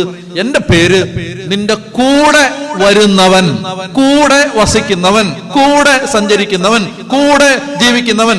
ഇതാണ് യഹോവ, ഇതാണ് ദൈവം, ഇതാണ് യേശു. എമ്മാനുവേൽ എന്നവൻ വിളിക്കപ്പെടും. ദൈവം നമ്മോട് കൂടെ. അപ്പൊ നമ്മുടെ ദൈവത്തിന്റെ പേരെന്ന് പറയുന്നത് ഗോഡ് ഈസ് വിത്ത് us, നമ്മുടെ കൂടെ. യുഗാന്തം വരെ എന്നും ഞാൻ നിങ്ങളുടെ കൂടെ ഉണ്ടായിരിക്കും. ഇതൊരു കണ്ടീഷണൽ പ്രോമിസാണ്. കേൾക്കാൻ ചെവിയുള്ളവൻ കേൾക്കട്ടെ. ഇതൊരു കണ്ടീഷണൽ പ്രോമിസാണ്. ഇത് വ്യവസ്ഥയോടുകൂടിയ വാഗ്ദാനമാണ്. ബൈബിളിൽ വാഗ്ദാനങ്ങളുണ്ട്. ഏതാണ്ട് 8500 വാഗ്ദാനങ്ങളുണ്ടെന്ന് പറയുന്നു. എണ്ണീട്ടുണ്ടോ കത്തനാരെയും ചോദിച്ചാൽ എണ്ണീട്ടൊന്നുമില്ല, പറഞ്ഞു കേട്ട അറിവാണ്. 8500 വാഗ്ദാനങ്ങളുണ്ടെന്ന് പറയുന്നു. അതിലെ പല വാഗ്ദാനങ്ങളും കണ്ടീഷണലാണ്. എന്താണ് കണ്ടീഷണൽ? ലിസൺ. ഒരു വാഗ്ദാനം, സിംഹക്കുട്ടികൾ ഇര കിട്ടാതെ വിശന്ന് വലഞ്ഞേക്കാം, എന്നാൽ കർത്താവിനെ അന്വേഷിക്കുന്നവൻ ഒന്നിന്റെയും കുറവുണ്ടാവുകയില്ല. എന്താണ് ഇവിടുത്തെ വാഗ്ദാനം? ഒന്നിന്റെയും കുറവുണ്ടാവില്ല. എന്താണ് കണ്ടീഷൻ? കർത്താവിനെ അന്വേഷിക്കുന്നവൻ. നിങ്ങൾ നിങ്ങളുടെ ദൈവമായ കർത്താവിനെ ആരാധിക്കുക, അപ്പോൾ അവിടുന്ന് നിങ്ങളുടെ ആഹാരവും പാനീയവും ആശീർവദിക്കും, രോഗപീഠകളെ നിർമ്മാർജ്ജനം ചെയ്യും, വന്ധ്യതയോ ഗർഭച്ഛിദ്രമോ ദേശത്തുണ്ടാവില്ല, ദീർഘായുസ് തരും, നീ ചെന്നെത്തുന്ന ദേശത്ത് അവിടെയുള്ള ജനതകൾ എന്നെ ഭയപ്പെടാൻ ഞാൻ ഇടയാക്കും. ഇതെല്ലാം വാഗ്ദാനങ്ങളാണ്. എന്താണ് കണ്ടീഷൻ? നിങ്ങൾ നിങ്ങളുടെ ദൈവമായ കർത്താവിനെ ആരാധിക്കണം. കണ്ടീഷണൽ പ്രോമിസസ് ആണ്. കണ്ടീഷണൽ. ബൈബിളിലെ majority of promises are conditional. Now here we have a promise that I will be with you till the end of the age. I will be with you. But there is a condition. The condition. അല്ലല്ലല്ല, condition ഇതാണ്. നിങ്ങൾ ലോകമെങ്ങും പോയി എല്ലാ സൃഷ്ടികളോടും സുവിശേഷം പറഞ്ഞാൽ യുഗാന്തം വരെ എന്നും ഞാൻ നിങ്ങളുടെ കൂടെ ഉണ്ടായിരിക്കും. പറഞ്ഞേ ഹല്ലേലൂയ. എന്നും നിങ്ങളുടെ കൂടെ ഉണ്ടായിരിക്കും. സോ ഞാൻ പറയാണ്, എന്റെ ഐഡന്റിറ്റി, ഞാനൊരു സുവിശേഷകനാണ്. ഞാൻ നിങ്ങളോട് പറയുന്നു, every day we feel his presence. അത് വെറുതെ ഇങ്ങനെ തോന്നലൊന്നും അല്ലത്. Is with us. നമ്മുടെ കൂടെ ഉണ്ടാവും. യുഗാന്തം വരെ എന്നും ഞാൻ നിങ്ങളുടെ കൂടെ ഉണ്ടായിരിക്കും. അവർക്ക് പറഞ്ഞേ ഹല്ലേലൂയ. പറഞ്ഞേ ഹല്ലേലൂയ. യുഗാന്തം വരെ എന്നും ഞാൻ നിങ്ങളുടെ കൂടെ ഉണ്ടായിരിക്കും. ഇത് നിസ്സാര കാര്യമല്ല ഞാൻ പറയുന്നത്. അത് ദൈവമായ കർത്താവ് നമ്മുടെ കൂടെ കൂടെ കൂടെ കൂടെ ഇങ്ങനെ നടക്കും. എല്ലാ കാര്യത്തിലും കർത്താവിന്റെ ശ്രദ്ധയുണ്ടാവും. എല്ലാ കാര്യവും ദൈവം പറഞ്ഞു തരും, എല്ലാം പഠിപ്പിച്ചു തരും, എല്ലാം മനസ്സിലാക്കി തരും. നമ്മളിങ്ങനെ അബദ്ധത്തിലൊക്കെ പോയി ചാടുമ്പോഴൊക്കെ അവിടുന്ന് ഇങ്ങനെ പതുക്കെ പൊക്കി എടുത്ത് കൊണ്ടുവന്ന് കുളിപ്പിച്ച് റെഡിയാക്കി കർത്താവ് കൂടെ ഉണ്ടാവും. I will be with you. ഇനി മർക്കോസിലേക്ക് വാ. മർക്കോസ് 16-ാം അധ്യായത്തിന്റെ നമ്മൾ വായിച്ച ഭാഗത്തിന്റെ താഴെ ഉള്ള ഭാഗങ്ങൾ മർക്കോസിലേക്ക് വരാം. നമ്മുടെ ദൈവത്തിന്റെ പേര് I will be with you എന്നാണ്. മർക്കോസിന്റെ സുവിശേഷം 16-ാം അധ്യായം 19 മുതൽ വായിക്കാം. മർക്കോസ് 16:19 മുതൽ ഉറക്കെ വായിക്കാം. കർത്താവായ യേശു അവരോട് സംസാരിച്ചതിന് ശേഷം സ്വർഗത്തിലേക്ക് സംവഹിക്കപ്പെട്ടു. അവൻ ദൈവത്തിന്റെ വലതുഭാഗത്ത് ഉപവിഷ്ടനായി. അവർ എല്ലായിടത്തും പോയി പ്രസംഗിച്ചു. കർത്താവ്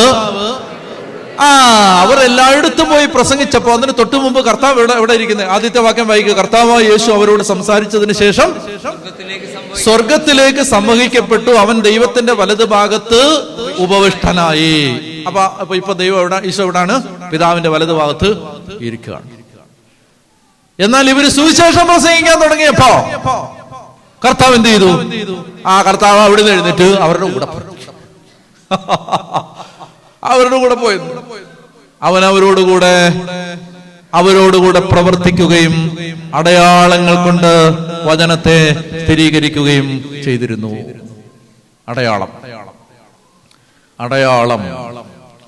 അടയാളങ്ങൾ കൊണ്ട് വചനത്തെ സ്ഥിരീകരിക്കും. അപ്പോസ്തല പ്രവർത്തനത്തിന്റെ 4-ാമത്തെ അധ്യായം ദൈവജനത്തെ യഹൂദന്മാര് പീഡിപ്പിക്കാൻ തുടങ്ങിയ സമയത്ത് അവർ ഒരുമിച്ച് കൂടി പ്രാർത്ഥിച്ചു. പത്രോസിനെയും യോഹന്നാനെയും തടവിലാക്കി. അപ്പോസ്തലന്മാര് മടങ്ങിയെത്തിയിട്ട് അവർക്കുണ്ടായ ആ വിവരങ്ങൾ അറിയിച്ചു. അപ്പോസ്തല പ്രവർത്തനത്തിന്റെ 4-ാമത്തെ അധ്യായം 4-ാമത്തെ അധ്യായം, അപ്പോസ്തല പ്രവർത്തനത്തിന്റെ 4-ാമത്തെ അധ്യായത്തിന്റെ 17-18 വാക്യങ്ങൾ. 17-18 വാക്യങ്ങൾ. എന്നാൽ ഇത് ജനത്തിനിടയിൽ കൂടുതൽ പ്രചരിക്കാതിരിക്കാൻ ഈ നാമത്തിൽ ഇനി ആരോട് സംസാരിക്കരുതെന്ന് നമുക്ക് അവരെ താക്കീത് ചെയ്യാം. അവർ അവരെ വിളിച്ച് യേശുവിന്റെ നാമത്തിൽ യാതൊന്നും സംസാരിക്കുകയോ പഠിപ്പിക്കുകയോ അരുതെന്ന് കൽപ്പിച്ചു. അതായത് അപ്പോസ്തലന്മാരെ വിളിച്ചിട്ട് മേലാൽ യേശുവിന്റെ നാമത്തിൽ ഒരക്ഷരം പോലും സംസാരിക്കാൻ പാടില്ല, മേലാൽ സംസാരിക്കാൻ പാടില്ല എന്ന് അവരെ താക്കീത് ചെയ്ത് പറഞ്ഞയച്ചു. 23-ാമത്തെ വാക്യം, 23 മോചിതരായ അവർ, ഉറക്കെ വായിക്കേ, മോചിതരായ അവർ സ്വസമൂഹത്തിൽ എത്തി. പുരോഹിത പ്രമുഖന്മാരും ജനപ്രമാണികളും പറഞ്ഞ കാര്യങ്ങൾ അവരെ അറിയിച്ചു. അപ്പോ അവര് തിരിച്ചെത്തിയിട്ട് വീട്ടിൽ വന്നിട്ട് പറഞ്ഞു, കർത്താവിന്റെ നാമത്തിൽ ഒരു അക്ഷരം പോലും പറയാൻ പാടില്ലെന്നാണ് ഞങ്ങളോട് പറഞ്ഞിരിക്കുന്നത്. അപ്പൊ ഇത് കേട്ട ഉടനെ അവർ എന്ത് ചെയ്തു? അവർ ഉച്ചത്തിൽ, അത് കേട്ടപ്പോൾ അവർ ഏക മനസ്സോടെ ഉച്ചത്തിൽ ദൈവത്തോട് അപേക്ഷിച്ചു. അവര് പ്രാർത്ഥിക്കുമ്പോ ആ പ്രാർത്ഥനയുടെ അവസാനം 29 മുതൽ അതിനാൽ കർത്താവേ, അവരുടെ ഭീഷണികളെ ശ്രദ്ധിക്കണമേ.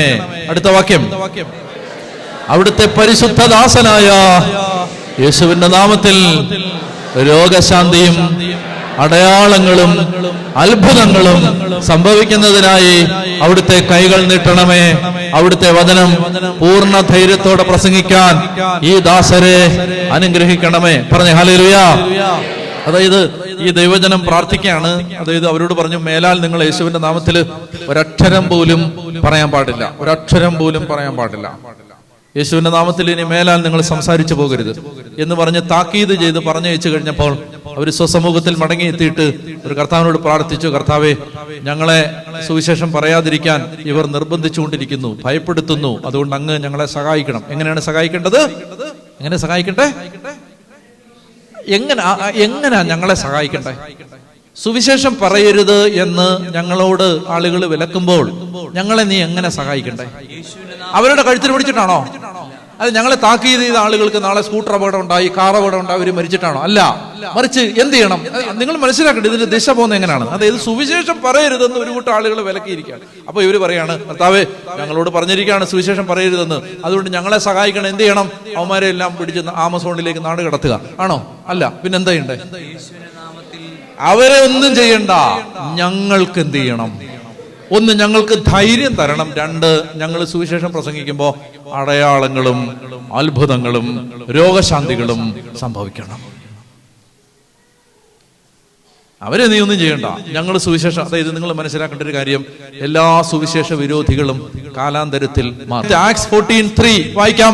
എങ്കിലും അവർ വളരെ നാൾ അവിടെ താമസിച്ച് കർത്താവിനെ പറ്റി ധൈര്യപൂർവം പ്രസംഗിച്ചു. അത്ഭുതങ്ങളും അടയാളങ്ങളും പ്രവർത്തിക്കാൻ അവർക്ക് അനുഗ്രഹം നൽകിക്കൊണ്ട് കർത്താവ് തന്റെ കൃപയുടെ വചനത്തിന് സാക്ഷ്യം നൽകി. ഇതെന്താ സംഭവിക്കുന്നത്? ഈശോ കൂടെ നടക്കുകയാണ്. അത്ഭുതങ്ങളും അടയാളങ്ങളും പ്രവർത്തിക്കാൻ അനുഗ്രഹം നൽകിക്കൊണ്ട് കർത്താവ് തന്റെ കൃപയുടെ വചനത്തിന് സാക്ഷ്യം നൽകി. പറഞ്ഞേ ഹല്ലേലൂയ. നിങ്ങളൊന്ന് ആലോചിച്ച്, ഞാൻ ഇതൊന്നും പറയാനല്ല, ഞാൻ ശരിക്കും പറഞ്ഞ ഇന്ന് ഇതൊന്നും പറയണമെന്നല്ല ഞാൻ ഓർത്തത്. പക്ഷെ ഈ റൂട്ടിലാണ് വണ്ടി പോയത്. വണ്ടി ഈ റൂട്ടിലാണ് പോയത്. അതിനൊരു കാരണം ഉണ്ടാവും. എന്താ കാരണം എന്നറിയാമോ? ഈ സുവിശേഷം പ്രസംഗിക്കുക എന്നൊരു ബാധ്യത ഓസ്ട്രേലിയയിൽ എത്തിച്ച നിങ്ങൾക്ക് ദൈവം തന്നിട്ടുണ്ട്. ഇത് നിങ്ങൾ പലരും ഗൗരവമായിട്ട് എടുത്തിട്ടില്ല. സുവിശേഷം പ്രസംഗിക്കുക എന്ന് പറഞ്ഞാൽ മൈക്കിലൂടെ പ്രസംഗിക്കുക എന്ന് മാത്രമല്ല, യേശുവിനെ പങ്കുവെക്കുക എന്ന ഒരു വലിയ ബാധ്യത, ഒരു ഉത്തരവാദിത്വം ദൈവം നമ്മളെ ഏൽപ്പിച്ചാണ് ഈ നാട്ടിലേക്ക് വിട്ടത്. അപ്പൊ ഒരു മനസ്സിലാക്കേണ്ട ഒരു സംഗതി, സുവിശേഷം പ്രസംഗിച്ചാൽ അതിൻ്റെ കൂടെ അനുഗ്രഹമുണ്ട്. അത് നമുക്ക് വായിക്കാം. റോമാലേഖനത്തിന്റെ 10-ാം അധ്യായം എടുക്കുക. റോമാലേഖനത്തിന്റെ 10-ാമത്തെ അധ്യായം, 10-ാം അധ്യായത്തിന്റെ 15-ാമത്തെ വാക്യം. റോമർ 10-ാം അധ്യായം 15. ഞാൻ ഇങ്ങോട്ട് നോക്കിയേ, മടുത്തോ നിങ്ങള്? ഇത്തിരി സമയം എടുക്കുന്നുണ്ട്, എന്നോട് ക്ഷമിക്കുക. നമുക്ക് 3 ദിവസമല്ലേ ഉള്ളൂ. അപ്പോൾ നമ്മൾ ഇങ്ങനെയാണ്, 9:30 നിങ്ങൾ ഇവിടുന്ന് പൊക്കോണം, പിന്നെ ഇവിടെ നിൽക്കാൻ പാടില്ല. ഹലോ, പോകുമ്പോ നിങ്ങൾക്ക് ചെറിയൊരു ഭക്ഷണമുണ്ട്. അതറിഞ്ഞില്ലായിരുന്നോ? ഉണരുവിൻ ഉണരുവിൻ ഉണരുവിൻ, ഭക്ഷണമുണ്ട്, ഉണരുവിൻ. നിങ്ങൾ ജോലിയൊക്കെ കഴിഞ്ഞ് മടുത്ത് വന്നിരിക്കുന്നുണ്ട്. നിങ്ങൾക്ക് പോകുമ്പോൾ ഇങ്ങനെ എനിക്ക് തോന്നുന്നു ആദ്യമേ തരാത്തതിൻ്റെ കാരണം ചിലപ്പോൾ ഭക്ഷണം കഴിച്ചിട്ടങ്ങ് പോയാലോ, അല്ല അങ്ങനല്ല, ഭക്ഷണം കഴിച്ചിട്ട് പിന്നെ അങ്ങ് ക്ഷീണമാവും. ഭക്ഷണം കഴിച്ചാലേ ക്ഷീണമാവും, അതുകൊണ്ടാണ് ആദ്യമേ തരാത്തത്. നിങ്ങൾ പോകുമ്പോൾ ഭക്ഷണം തന്നാ വിടുന്നത്. അങ്ങനെയാ കേട്ടോ. ചെറിയ ഭക്ഷണം, നല്ല ഭക്ഷണമെന്നാ കേട്ടെ. ആണ് ചേച്ചി, നല്ല ഭക്ഷണമാണ്. അപ്പോൾ ഞാൻ പറഞ്ഞത് അങ്ങനെയെങ്കിലും ഒക്കെ ഒന്ന് ഉണർന്നിരിക്കട്ടെ എന്നോർത്താണ് ഇത്രയും വചനം പറഞ്ഞിട്ട് ഉണരാത്തത്. ഞാൻ പറയാൻ വന്നെന്താ, മടുക്കരുത് 9:30 വിടും കേട്ടോ. 9:30 കഴിഞ്ഞാൽ പിന്നെ ഒരിക്കലും ഇല്ല, അങ്ങനെയില്ല. എന്നോടൊരു ചേട്ടൻ പറഞ്ഞു, ഈ കോളേജ് പഠിപ്പിച്ചതിൻ്റെ ഒരു ഗുണമുണ്ടെന്ന് പറഞ്ഞു. ഞാനൊരു കൺവെൻഷൻ കഴിഞ്ഞപ്പോഴേ ഒരു ചേട്ടൻ എൻ്റെ അടുത്ത്, ഒരു പ്രായമുള്ള മനുഷ്യനാണ്, എൽഡർലി മാൻ, കോളേജ് പഠിപ്പിച്ചതിൻ്റെ ഒരു ഗുണം എന്താ, സമയം കറക്റ്റാന്ന് പറഞ്ഞു. മനസ്സിലാ, പേടിച്ചിട്ടാ വന്നേന്ന് പറഞ്ഞു. കൺവെൻഷൻ എന്നൊക്കെ പറഞ്ഞപ്പോൾ പേടിച്ചിട്ടാ വന്നത്. ദൈവമേ, ഈ കൊലപ്പാതിരാത്രി വരെ ഇതൊക്കെ പറഞ്ഞു. ഒരു സമയം പറഞ്ഞാൽ അത് കറക്റ്റാണ്. അത് ഞാൻ പറയാണ്, സമയമൊക്കെ കൃത്യമായിരിക്കും. 9:30 എന്ന് പറഞ്ഞാൽ അത് 9:31 ചിലപ്പോ ആവും. മനുഷ്യല്ലേ ചേച്ചി?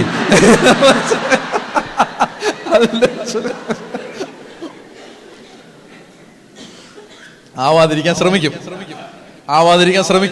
വലിയ ഡെഡ് ലൈൻ എന്ന് പറയുന്നൊന്നുമില്ല. ഇനി കർത്താവ് ഒരു ഭയങ്കര അഭിഷേകം തന്നിട്ട് ആത്മാവ് ഇറങ്ങി നിൽക്കുകയാണ്, അന്നേരം ചിലപ്പോൾ നമ്മൾ വാച്ചൊക്കെ വലിച്ചെറിയും. അതല്ല, നോർമലി സമയമൊന്നും അങ്ങനെ ഒരുപാടൊന്നും എടുക്കത്തില്ല.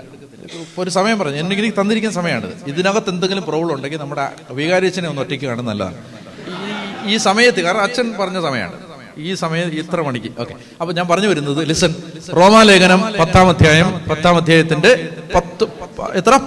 15 വായിക്കാം. അയക്കപ്പെടുന്നില്ലെങ്കിൽ എങ്ങനെ പ്രസംഗിക്കും? സുവിശേഷം പ്രസംഗിക്കുന്നവരുടെ പാദങ്ങൾ എത്ര സുന്ദരം എന്നാണല്ലോ എഴുതപ്പെട്ടിരിക്കുന്നത്. എന്ന് പറഞ്ഞാല് പാദങ്ങൾ, ഒരാളുടെ വൃത്തി അയാളുടെ കാലെ നോക്കി അറിയാന്ന് പറയുന്നത്. ഹലോ, ഞാൻ 2-3 പേരുടെ വൃത്തി ഒന്ന് കണ്ടുപിടിക്കണമെന്ന് ഓർത്തിരുന്നു. സമ്മതിക്കത്തില്ല നിങ്ങൾ. ഒരാളുടെ വൃത്തി അയാളുടെ കാലെ നോക്കി അറിയാന്ന് പറയുന്നത്. കാലെ നോക്കിയാ ഞാൻ അതുകൊണ്ട് അതറിഞ്ഞ പിന്നെ പരമാവധി സോക്സ് ഇട്ടാണ് നടക്കുന്നത്. കാരണം എല്ലാവരും നോക്കിക്കഴിഞ്ഞാൽ എല്ലാ സംഭവം പൊളിയുമെന്ന് എനിക്ക് മനസ്സിലായി. അപ്പോ പാദങ്ങൾ എന്ന് പറയാൻ കാരണം എന്താണെന്നറിയാം? ഒരാളുടെ ശരീരത്തിലെ ഏറ്റവും പെട്ടെന്ന് അഴുക്ക് പിടിക്കുന്ന ശരീരഭാഗമാണ് കാല്. പ്രത്യേകിച്ച് യൂദയായുടെ, മധ്യപൂർവേഷ്യയുടെ ഒരു കോണ്ടെക്സ്റ്റിൽ പൊടിപടലങ്ങൾ നിറഞ്ഞ മരുഭൂമിയുടെ ആ ഒരു ജിയോഗ്രഫിക്കൽ ബാക്ക്ഗ്രൗണ്ടിൽ നിന്ന് പറയപ്പെട്ട ഒരു വചനമാണിത്. അപ്പൊ അവിടെ ഇങ്ങനെ ഈ ആളുകളുടെ കാലയിലെല്ലാം പെട്ടെന്ന്, അതുകൊണ്ടാണ് എല്ലായിടത്തും കാല് കഴുകാൻ ശിമയോനോട് പറയത്തില്ല, ഞാൻ നിന്റെ വീട്ടിൽ വന്നപ്പോൾ നീ എനിക്ക് കാല് കഴുകാൻ വെള്ളം തന്നില്ല എന്ന് പറയുന്നത്. അപ്പൊ എല്ലാ വീട്ടിലും കാല് കഴുകാൻ വെള്ളം വെച്ചിരിക്കും, കാല് കഴുകി കൊടുക്കും. അങ്ങനെയൊക്കെ ഉണ്ടായിരുന്നു. അടിമകൾ കാല് കഴുകുമായിരുന്നു ഓരോ വീട്ടിലും വരുമ്പോൾ. അപ്പൊ ഒരാളുടെ ശരീരത്തിൽ ഏറ്റവും പെട്ടെന്ന് അഴുക്ക് പിടിച്ചിരുന്ന സ്ഥലമാണ് കാല്. ലിസൺ, ആ കാല് പോലും എത്ര സുന്ദരം എന്ന് പറഞ്ഞാൽ അടിമുടി അയാൾ അത്രയും ബ്ലസ്ഡ് ആണെന്നാണ് ആ വചനത്തിന്റെ അർത്ഥം. From head to toe you are blessed, അതാണ് അതിന്റെ അർത്ഥം. സുവിശേഷം പ്രസംഗിക്കുന്നവരുടെ പാദങ്ങൾ എത്ര സുന്ദരം. മൈക്കിലൂടെ പ്രസംഗിക്കുന്ന കാര്യം മാത്രമല്ല ഞാൻ പറയുന്നത്, യേശുവിനെ പങ്കുവെക്കാനുള്ള ദൈവരാജ്യ പ്രവർത്തനങ്ങളുടെ ഭാഗമായിട്ട് നിങ്ങൾ മാറണം. അത് ഇടവകയിലാവാം, ഏതെങ്കിലും ശുശ്രൂഷകളിലാവാം, നിങ്ങളൊരു കൂട്ടായ്മയിലാവാം, ഒരു പ്രയർ ഗ്രൂപ്പിലാവാം, നിങ്ങൾ ഏതെങ്കിലും ഒരു മിനിസ്ട്രിയോട് ചേർന്നിട്ടാവാം. എവിടെയെങ്കിലും കത്തോലിക്ക തിരുസഭയിൽ ദൈവം തന്ന സംവിധാനങ്ങൾ ഉപയോഗിച്ച് ദൈവരാജ്യ ശുശ്രൂഷയുടെ ഭാഗമായിട്ട് മാറണം. ഈ നിയോഗം ഉണ്ടായാൽ ഒന്ന് നിങ്ങൾ ബ്ലസ്ഡ് ആവും. ഒന്നാമത്തേത്. രണ്ടാമത്തേത്, ഈ കൊറിന്തോസുകാർക്ക് അപ്പോസ്തലൻ എഴുതുമ്പോ ഇങ്ങനെ പറയും, ഈ 1 കൊറിന്തോസ് 9-ാം അധ്യായം 16-ാമത്തെ വാക്യം. 1 കൊറിന്തോസ് 9:16. 1 കൊറിന്തോസ് 9:16 വായിക്കാം. 1 കൊറിന്തോസ് 9:16. ഞാൻ സുവിശേഷം പ്രസംഗിക്കുന്നില്ലെങ്കിൽ, ഞാൻ സുവിശേഷം പ്രസംഗിക്കുന്നെങ്കിൽ, വായിക്കേ, ഞാൻ സുവിശേഷം പ്രസംഗിക്കുന്നെങ്കിൽ അതിൽ എനിക്ക് അഹംഭാവത്തിന് വകയില്ല. കാരണം അത് എന്റെ കടമയാണ്. അതായത് സുവിശേഷം പ്രസംഗിക്കുക എന്ന് പറയുന്നത് ഓരോ വ്യക്തിയുടെയും കടമയാണ്. കേൾക്കുന്നുണ്ടോ ഇത്? സുവിശേഷം പ്രസംഗിക്കുക എന്ന് പറയുന്നത് ഓരോ വ്യക്തി, ഇപ്പം നിങ്ങൾ ചിലപ്പോൾ നേഴ്സ് ആയിരിക്കും, അല്ലെങ്കിൽ ഡോക്ടർ ആയിരിക്കും, ഇനി വേറെ എന്തെങ്കിലും IT ആയിരിക്കും, വേറെ എന്തെങ്കിലും ജോലി ആയിരിക്കും, എന്ത് ആവട്ടെ, എന്നെ കേൾക്ക്, നിങ്ങൾ സുവിശേഷം പ്രസംഗിക്കുക എന്നുള്ളത് നിങ്ങളുടെയും എൻ്റെയും കടമയാണ്. അതുകൊണ്ട് അതിനകത്ത് എനിക്ക് അഹങ്കരിക്കാൻ ഒരു വകയില്ല, അതെന്റെ കടമയാണ്. ഞാൻ സുവിശേഷം പ്രസംഗിക്കുന്നില്ലെങ്കിൽ എനിക്ക് ദുരിതം. വോ എന്ന് പറയുന്ന വാക്കാണ്, WOE.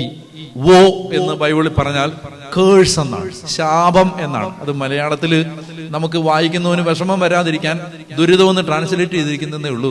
ശരിക്കും പറഞ്ഞാൽ ശാപം എന്നാണ് അതിന്റെ അർത്ഥം. സുവിശേഷം പ്രസംഗിക്കാതിരിക്കുന്നത് നമ്മുടെ തലയിൽ ഒരു കേഴ്സ് കൊണ്ടുവരുന്നുണ്ട്. കേൾക്കുന്നുണ്ടോ നിങ്ങളിത്? അതായത് സുവിശേഷം പ്രസംഗിക്കാതിരിക്കുമ്പോൾ ചില വാതിലുകൾ അടയപ്പെട്ട് കിടപ്പുണ്ട്. അതായത് ഒരു കേഴ്സ് ഓപ്പറേറ്റ് ചെയ്യുന്നുണ്ട്. ഈ ഡ്യൂട്ടി സ്ഥൈര്യലേപനം സ്വീകരിച്ച ഒരാൾ ചെയ്യാതിരിക്കുമ്പോൾ അയാളുടെ തലയിൽ ഒരു കേഴ്സ് ഓപ്പറേറ്റ് ചെയ്യുന്നുണ്ട്. എന്ന് പറഞ്ഞാൽ അയാൾ കംപ്ലീറ്റ് കേഴ്സറാണെന്നല്ല ഞാൻ പറയുന്നത്. എന്നാൽ ചില വാതിലുകൾ അയാൾക്ക് തുറക്കപ്പെടുന്നില്ല. പറഞ്ഞേ ഹല്ലേലൂയ. എനിക്കൊരു കാര്യം നിങ്ങളോട് പറയാൻ പറ്റും, ഞാൻ ആത്മാർത്ഥമായിട്ട് പറയാൻ പറ്റും. എന്തെന്നറിയോ? ഞാൻ സുവിശേഷം പ്രസംഗിക്കാൻ തുടങ്ങിയതിന് ശേഷമാണ് ദൈവം എന്നെ എല്ലാ വിധത്തിലും അനുഗ്രഹിച്ചത്. എല്ലാ വിധത്തിലും. സാമാന്യം നല്ല ഭേദപ്പെട്ടൊരു ജോലി ഉണ്ടായിരുന്നു എനിക്ക് നഗരത്തിൽ. പക്ഷേ ആ സുവിശേഷം പ്രസംഗിക്കാൻ തുടങ്ങിയതിന് ശേഷമാണ് ദൈവം എന്നെ എല്ലാ വിധത്തിലും അനുഗ്രഹിച്ചത്. പറഞ്ഞേ ഹല്ലേലൂയ. അതോടെ എനിക്കൊരു കാര്യം മനസ്സിലായി, ഈ സുവിശേഷം പ്രസംഗിക്കുന്നതോടുകൂടി നമ്മുടെ ചില അടഞ്ഞ വാതിലുകൾ തുറക്കപ്പെടാൻ തുടങ്ങും. അതുകൊണ്ട് സുവിശേഷം പ്രസംഗിക്കുന്നവരുടെ കൂടെ ഈ ഭാഗ്യങ്ങളുള്ളത് കൊണ്ട് ദൈവരാജ്യ പ്രവർത്തനത്തിന് നമ്മൾ തയ്യാറാണ്. ഒരു വചനം കൊണ്ട് ഞാൻ വായിക്കാം. എഫേസോസ് ലേഖനത്തിന്റെ 6-ാമത്തെ അധ്യായം. എഫേസോസ് ലേഖനത്തിന്റെ 6-ാമത്തെ അധ്യായം. അവിടെ ആത്മീയ സമരത്തിന്റെ ആയുധങ്ങൾ പറയുമ്പോൾ 14-ാമത്തെ വാക്യം മുതൽ വായിക്കാം. എഫേസോസ് 6:14 വായിക്കാം. അതിനാൽ സത്യം കൊണ്ട് അരമുറുക്കി നീതിയുടെ കവചം ധരിച്ച് നിങ്ങൾ ഉറച്ചു നിൽക്കണം. സമാധാനത്തിന്റെ സുവിശേഷത്തിനുള്ള ഒരുക്കമാകുന്ന പാദരക്ഷകൾ ധരിക്കണം. മതി, ആ വാക്യം മാത്രം ഒന്ന് ശ്രദ്ധിക്കാമോ? സമാധാനത്തിന്റെ സുവിശേഷത്തിനുള്ള ഒരുക്കമാകുന്ന പാദരക്ഷകൾ ധരിക്കണം എന്ന് പറഞ്ഞാൽ എന്താ? സുവിശേഷം പറയാനുള്ള സന്നദ്ധത.